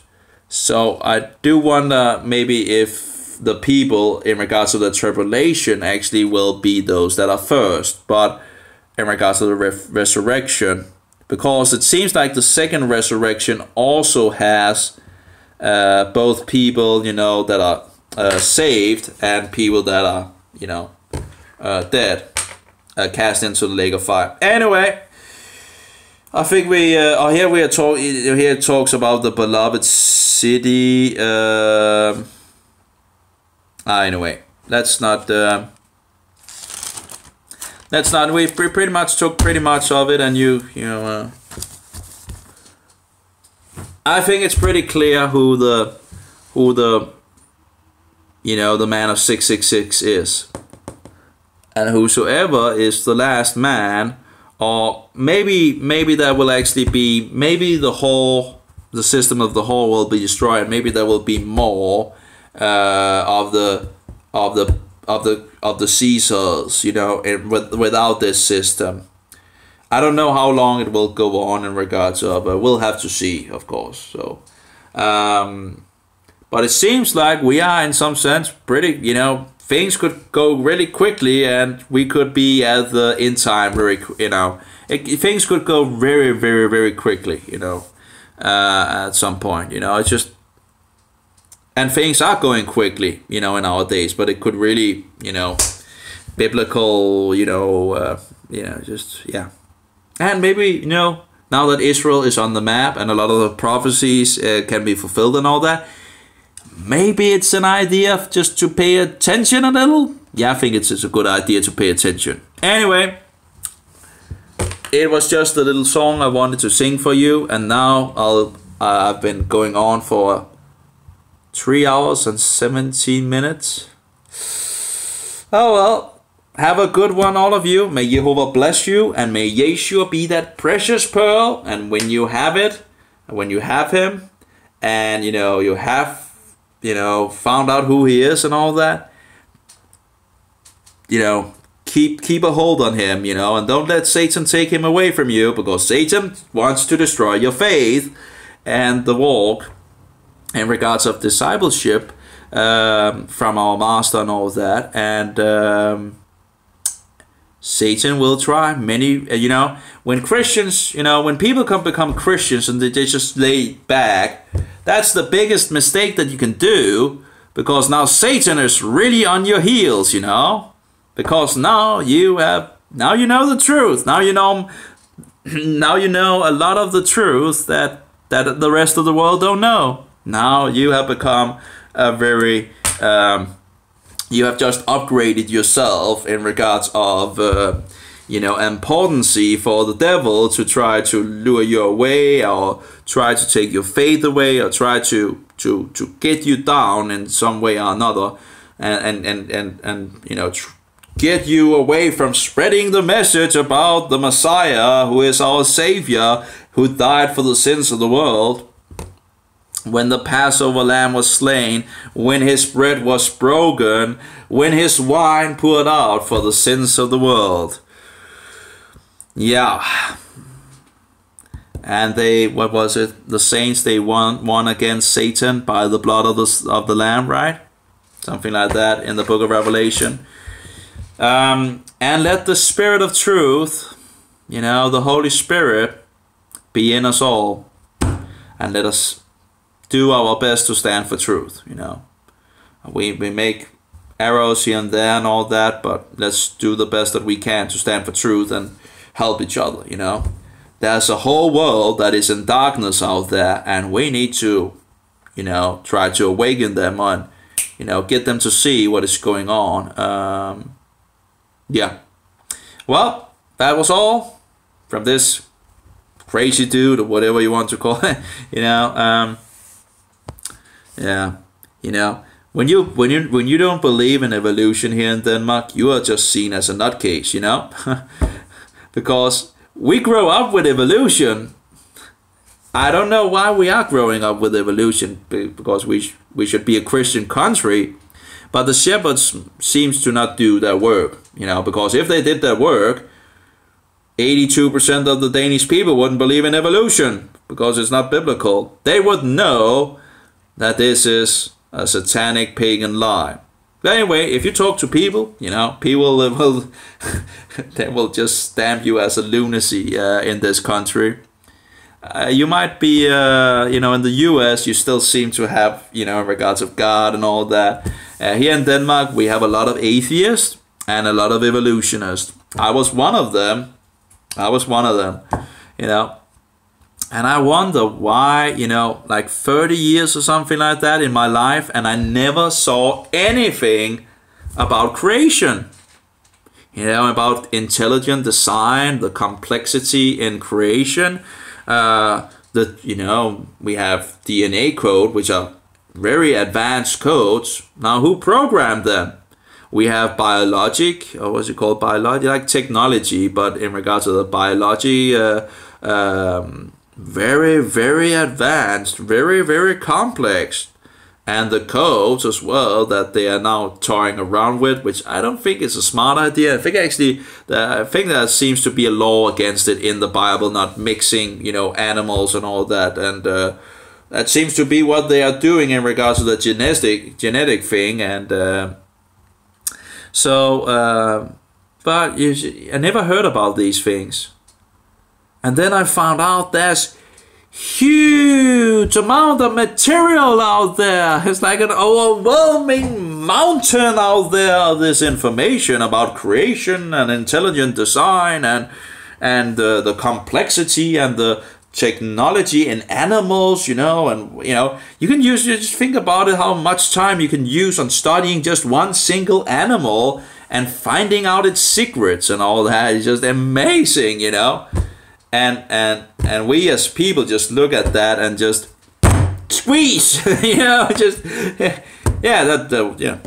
And just think about a banana fly, you know, just this small banana fly. You take a banana, right, and you boom, you know, down in the trash can, and say poof. You know, there's banana flies everywhere. You know, and maybe a little exaggeration, but you know, you know, just take a banana fly in the summer, poof. You know, you have banana flies everywhere. You know, just and thinking, wow, that's incredible. You know, and every single banana fly is just like a small, what is it called? What's it called? Jet, yeah. What is that called in English? You know, a fighter plane or something like that. It's like a small fighter plane, and it's reproducing itself and all that, and it's just very quick and all that. It's amazing, I think, you know. But anyway, it's just you have them all everywhere. These small banana flies. And they can, like, you know, they are really good to, you know, this and that and all that. They have, like, you can see these nature programs where they, like, have it slow motion and zooming in on these guys and all that. It's very interesting, yeah. Think about the design, the engineering in these animals or insects or whatever well, I'm not sure what the Bible actually calls them, I would guess. Anyway, they're not allowed. We're not allowed to eat those. But anyway, they're unclean. Anyway, the engineering thing that needs to just fix this small banana fly, and the design and the complexity and the biology in the things and all that, and reproducing and all that. And we don't see the magnificence of that, and it's like we're not even awestruck about it, you know. And yet we have scientists trying to lure the secrets of nature. And when they make something that is just, you know, you know, compared to the real thing, it's just, you know, piece of crap, you know. Sorry my expression, but I don't know what else. But it's pretty much a turd, you know. And we're like, oh, see what they made, ooh. And then the banana flies over here and it's like, squeeze, you know. It's like, yeah, get away with that, that's so many and all that. We don't see the magnificent design that is in a banana fly, but this little, you know, thing that a scientist that made, and he trying to lure the secrets of nature, you know. It's trying to lure the real designer of, you know, of design, and trying to copy him after, you know. And of course, he doesn't get any credit for it. You know, God doesn't get any credit for the scientist luring and finding out how God did it, so he can do it. And the world is like, wow, how did you find out and do this and that? And he never gets credit. Well, God's created nature, and, you know, I looked in nature and saw how God had done it, and I did the best that I could to replicate it, you know, or what is it called when you have like, re-engineer it or something like that. Re-engineer, is that called the re-engineering? You know, something like that. But the thing is, there is mountains of material, hours and hours about creation, intelligent design, and all these things in regards to this and that and all that.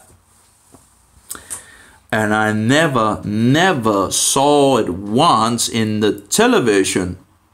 Of course, there has been, I know there has been a Danish guy on the television, but I don't have any TV anymore. But, you know, so the many first years that, you know, never saw anything about it, you know. So they have had a little now after I threw out my TV. I know that he was on TV2, I think it was, had a short thing in regards of a little talk about that, but that's pretty much you know, after I threw out the TV. So like around 30 years where I never ever saw anything in regard, but I saw about, you know, millions of years ago. You know, it's like hearing it all the time, and you don't think about it actually. You know, you don't think about how many times you actually hear it. It's just propaganda. You just hear it all the time. Millions of years, 65 millions of years, and so forward, millions of years, and you just, you know, and just becomes, you know, you just take it as, oh yeah, you know, we know it's millions of years, right? You know. It's just so stupid, you know. We're brainwashed, but it's, you know, just all the time. And then if you mention creationism, then the people will come, yeah, keep your religion to yourself. Keep your religion to yourself. You know, it's like, well, if you keep your religion for yourself, you know, that would be nice in regards of millions of years all the time, you know. Because they don't perceive it. Oh, that's science. Oh, really? No, that's paganism. You know, science is actually going by the facts, what we can observe, what we can test, what we can see, and so forward, you know. Saying that the world is millions of years old is down the trash. It's just outrageous, you know, outrageous. And the only thing that, you know, you see, you know, for example, quotations from scientists that's, you know, that have found out, yeah, it's actually pretty insane, you know, it couldn't be and all that. But I'll continue to believe in it because there's only one other option, and I don't like that. I don't like the option of a God and a designer, a programmer, you know, so forward, you know, a creator that created creation, a programmer that programmed the program. I don't like the idea of a designer designing the design, a lawgiver that gave the law of the, you know, of creation, which we by science can lure some of the things, you know, secrets out of that, right? And test and so forward. But because they don't like it, they keep on hanging, and they know evolution is not true. But yet they keep hanging on to it because they don't like the other option, because that's the only two options, you know? And I just, you know, that's not science. That's not observable science. If you can see that this doesn't work, but you still continue to believe in it because the other option is to believe in a God and a creator, and you don't like that, that's insanity.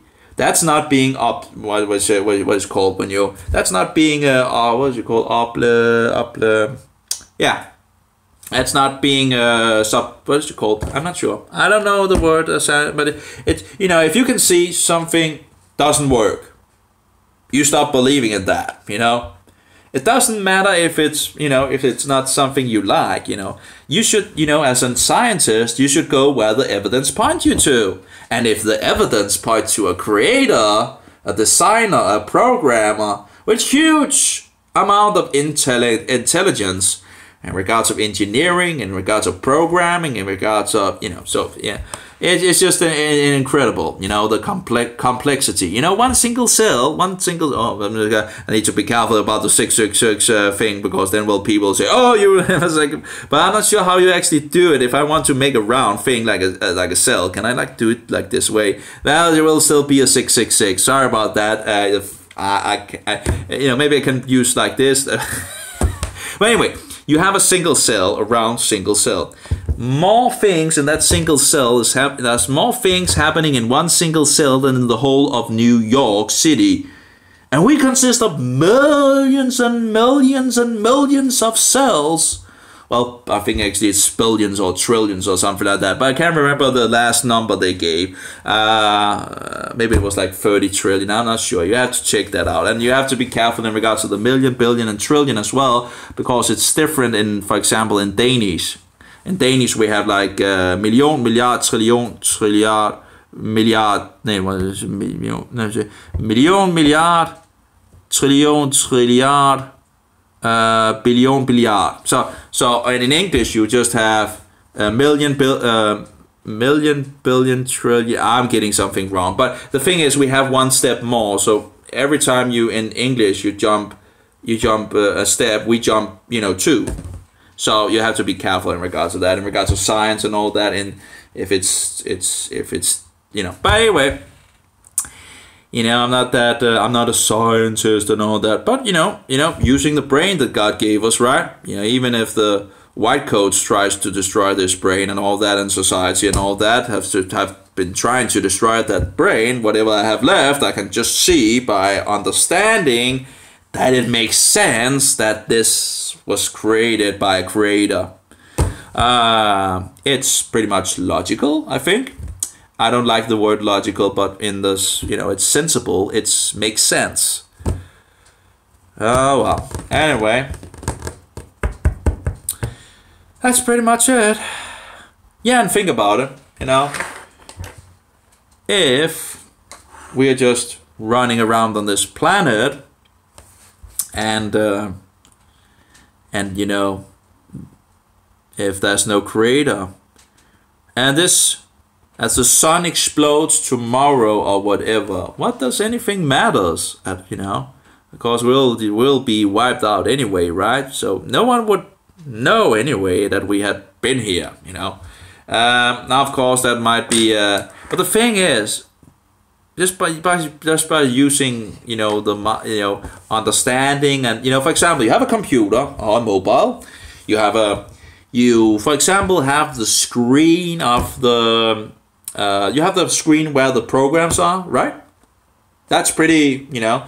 So you have the icon of a program, but it's not active yet. It's there, but it's not active. It's dead. The code is there, but it's dead. Now, if you push on the application, you push, what shall we say? You fix the spirit into the program. You know, when you push it, so it becomes active, and then the body comes up in regards to the interface. Now the program is running, right? It's running now, and the spirit is in there, the active force is in there, so now the program works. Now the code runs and all that. Now if you take the spirit out of the program again, you take the breath of life out of the program, and it's a you know, a metaphor in substance, and you know, so you take the breath of life out of the program by pushing the close button on the program. So the body decomposes, the interface decomposes, the spirit goes back to God, and what happens with the program code? Well, it's still there, right? But it's not active, but it's still there. And I think that could maybe be called the soul, because the Satan can only destroy the body. He cannot destroy the soul. So we sleep and we await the resurrection, where God is going to, fix us to life again. He will, get the breath into the program again and get it running. But that will be in regards to the resurrection. But we also know in regards of a program, right, that when we see a program, we know someone had programmed the program, right? Right? We don't need to see the programmer. We don't need to see the graphic, the guy that made the graphic. We don't need to see the guy that made the music or the sounds and whatever and all that. We don't need to see them. We know someone programmed the program. Might actually be more than one, right? But we don't need to see a picture of them. We don't even need to know their name. But we can conclude by understanding, by logic, that someone created the program. It's not that hard. It's really not that hard. So by the same thing that we have, very complex codes, that makes up us and nature and all these things and all. Who programmed these codes? Did they just come out of nothing? I don't think so. You have information in the codes. Who put the information? Who programmed these things? Who put the yeah? Well, did it just happen out of nowhere? Does that make sense? Does it make sense if the program just pops up on the computer without anyone making it? It doesn't make sense to say that this program was never made by anyone. It just fixed itself. No. There has to be an intelligent, someone intelligent behind it to create it, to fix the information, to fix the code, and so forward, and design the program. And the thing about the engineering work as well in regards to the body and all that, and what goes on in the body, just in one single cell, in regards to the kidneys, in regards to the heart, in regards of the liver, in regards of all these things. Seem pretty designed to me.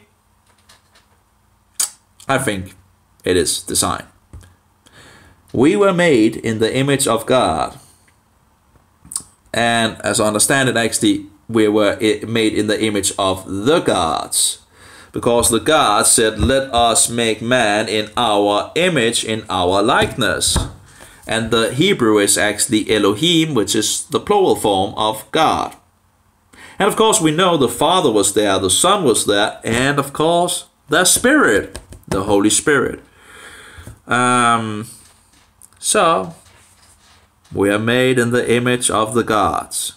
It's a little more special in some sense also to know, instead of telling our children they are just animals, knowing that we are actually created in the image of God Almighty, that's pretty awesome, I think.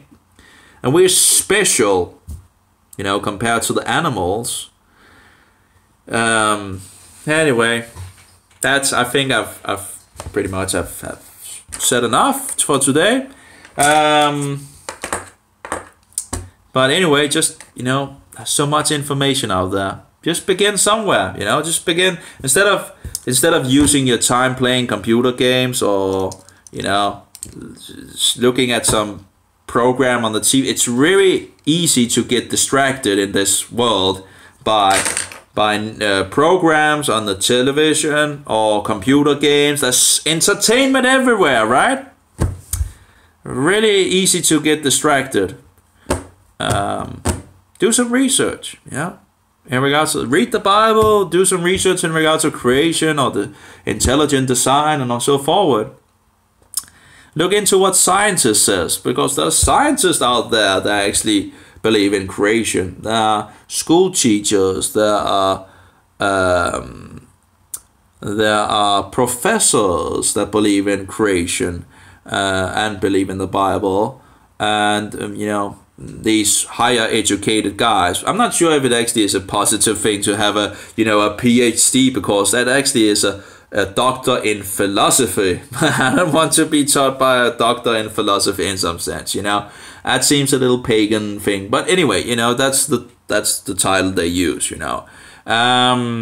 So, and I guess a lot of these people sadly gets you know, hit by their education and get into evolution and all these things, but you know, a doctor in philosophy seems like someone that walks the broad path, you know, mostly, and that seems to also, I guess, to be the case. But that doesn't mean that we don't have many educated creationists as well out there, and you know, that just looks on the things and study for themselves and all of that, and find interest in it, and so forward. And different people have different interests, and some are good in this area and some are good in the other area, and it's just, you know, if we can use each other to uplift in regards to the truth and get closer and closer to the truth, I think that would be the thing that we should do. Because Satan is out there and he's trying to deceive us, and he's deceiving the whole world, and we have to stand up for truth the best that we can be, and be the lights in the world to, you know, so other lights can hopefully spring forward, you know. And I know we are on different levels, you know. You know, you know, when I started as a Christian, I didn't know much as I know now in regards to the Bible. So it's a lot easier to have, you know, be taken away from the truth and all that, and distracted. No one will read the Bible for you in some sense, you know. You have to do it yourself. It's, you know, there's no, what shall we say, easy way around it. The thing is, when you make it your own, when you make the Bible your own thing, you know, when you know things that is in the Bible, it becomes a lot harder for Satan to deceive you. Because when you know, you know. When you are sure about something which you have studied in the Bible, and someone comes to say something, well, you know, a lot of deceivers and liars are out there, that's right. And if you know by well done research and reading the Bible that this is true, well, you can at least, you know, you won't fall into that trap. Now, of course, you know, we can also make mistakes in regards of things, but again, the better you know that book, I think the less chance Satan has of getting, you know, getting you to follow after something that is, you know, just a what shall we say, yeah, some, you know, trying to get you to follow these, to waste your time and all that. So yeah, that's pretty much it. You know, there's a lot of books that Satan wants you to read instead of the Bible, right? You know, if you have the Mormons, for example. The Mormons comes with the Book of Mormons. They want you to read the Book of Mormons. They don't really seem so much interested in the Bible. They want you to read the Book of Mormons. And you know, then you have the false witnesses in regards of the so-called Jehovah's Witnesses. Well, they deny that Jesus is God in the flesh, and they have many of the weird doctrines. They don't believe that Yeshua was resurrected in bodily form, so they make him a liar.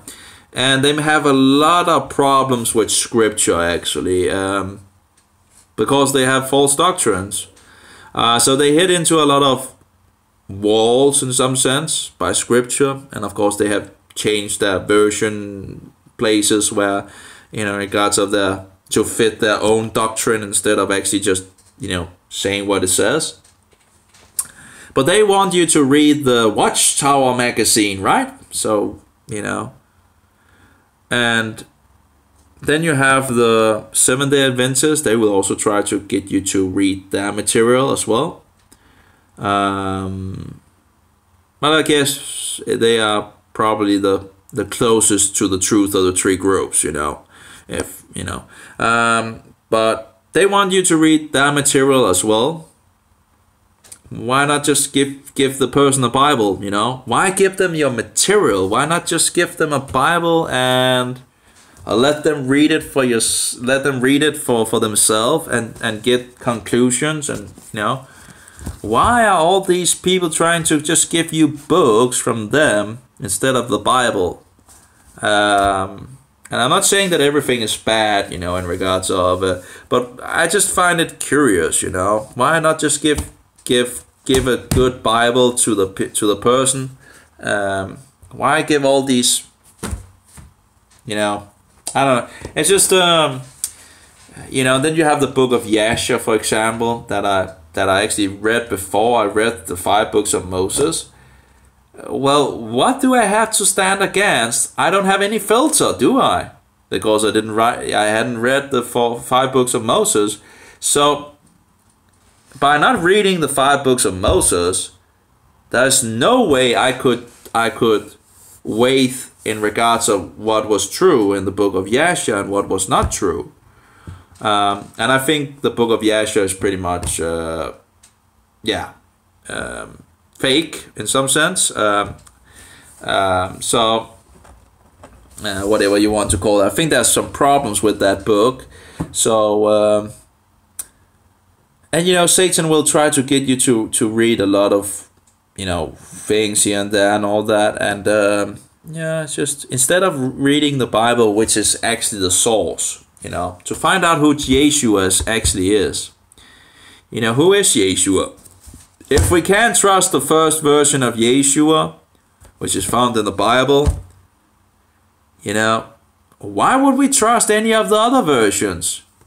And there's so many false versions out there. The Catholic have the Romanists have their cookie Jesus. The Mohammedans have their only prophet Jesus. We have the Egyptian mystic Jesus. We have the Guru Jesus from India. We have the Druid Jesus from England. You know, we have the Ascended Master Jesus. You know, one of many. We have the enlightened Jesus like Muhammad and Buddha. You know, setting him on the same level as these guys that followed after Satan.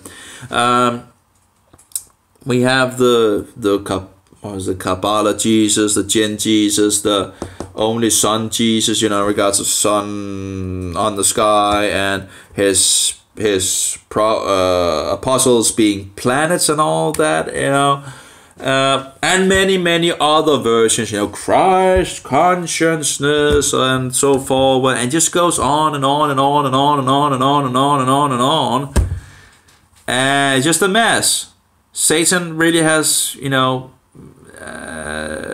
put minefield out on the market, and people are like, you know, they take whatever version they like instead of going to the Bible and seeing who Yeshua actually was. Because when you know who Yeshua actually was, you can deny every other version which doesn't match up with that, you know. But if you don't know the true version of Yeshua, you can go out in the market and, you know, getting fixed around and this and that, or fixed around, you know, this version, that version, and you would never know which one was actually the true one, because you have nothing to compare with in regards to the true version. So in the Bible, I think it's very important in regards to the first 4 books about the good news. That would be Matthew, Mark, Luke, and John. I think those are a very good start to start out with, to find out who Yeshua actually is. Because in our days, there's so many versions out there. People, you know, you can say, do you believe in Yeshua or Jesus? Yeah. Well, then the question is, which version, you know?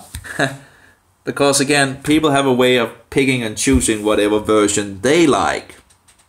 That's not how it works. It's not how it works. I think it's pretty dishonest to make up your own version just because you know, that's, yeah. Anyway, have a good one, all of you. I already said all these things and said goodbye and all that, and I just keep talking, and I should stop now. It's 3 hours and 50 minutes. Should make some food maybe. Yeah. Might be a good idea. Have a good one, all of you. Bye bye. Shalom, as they say in Hebrew, you know.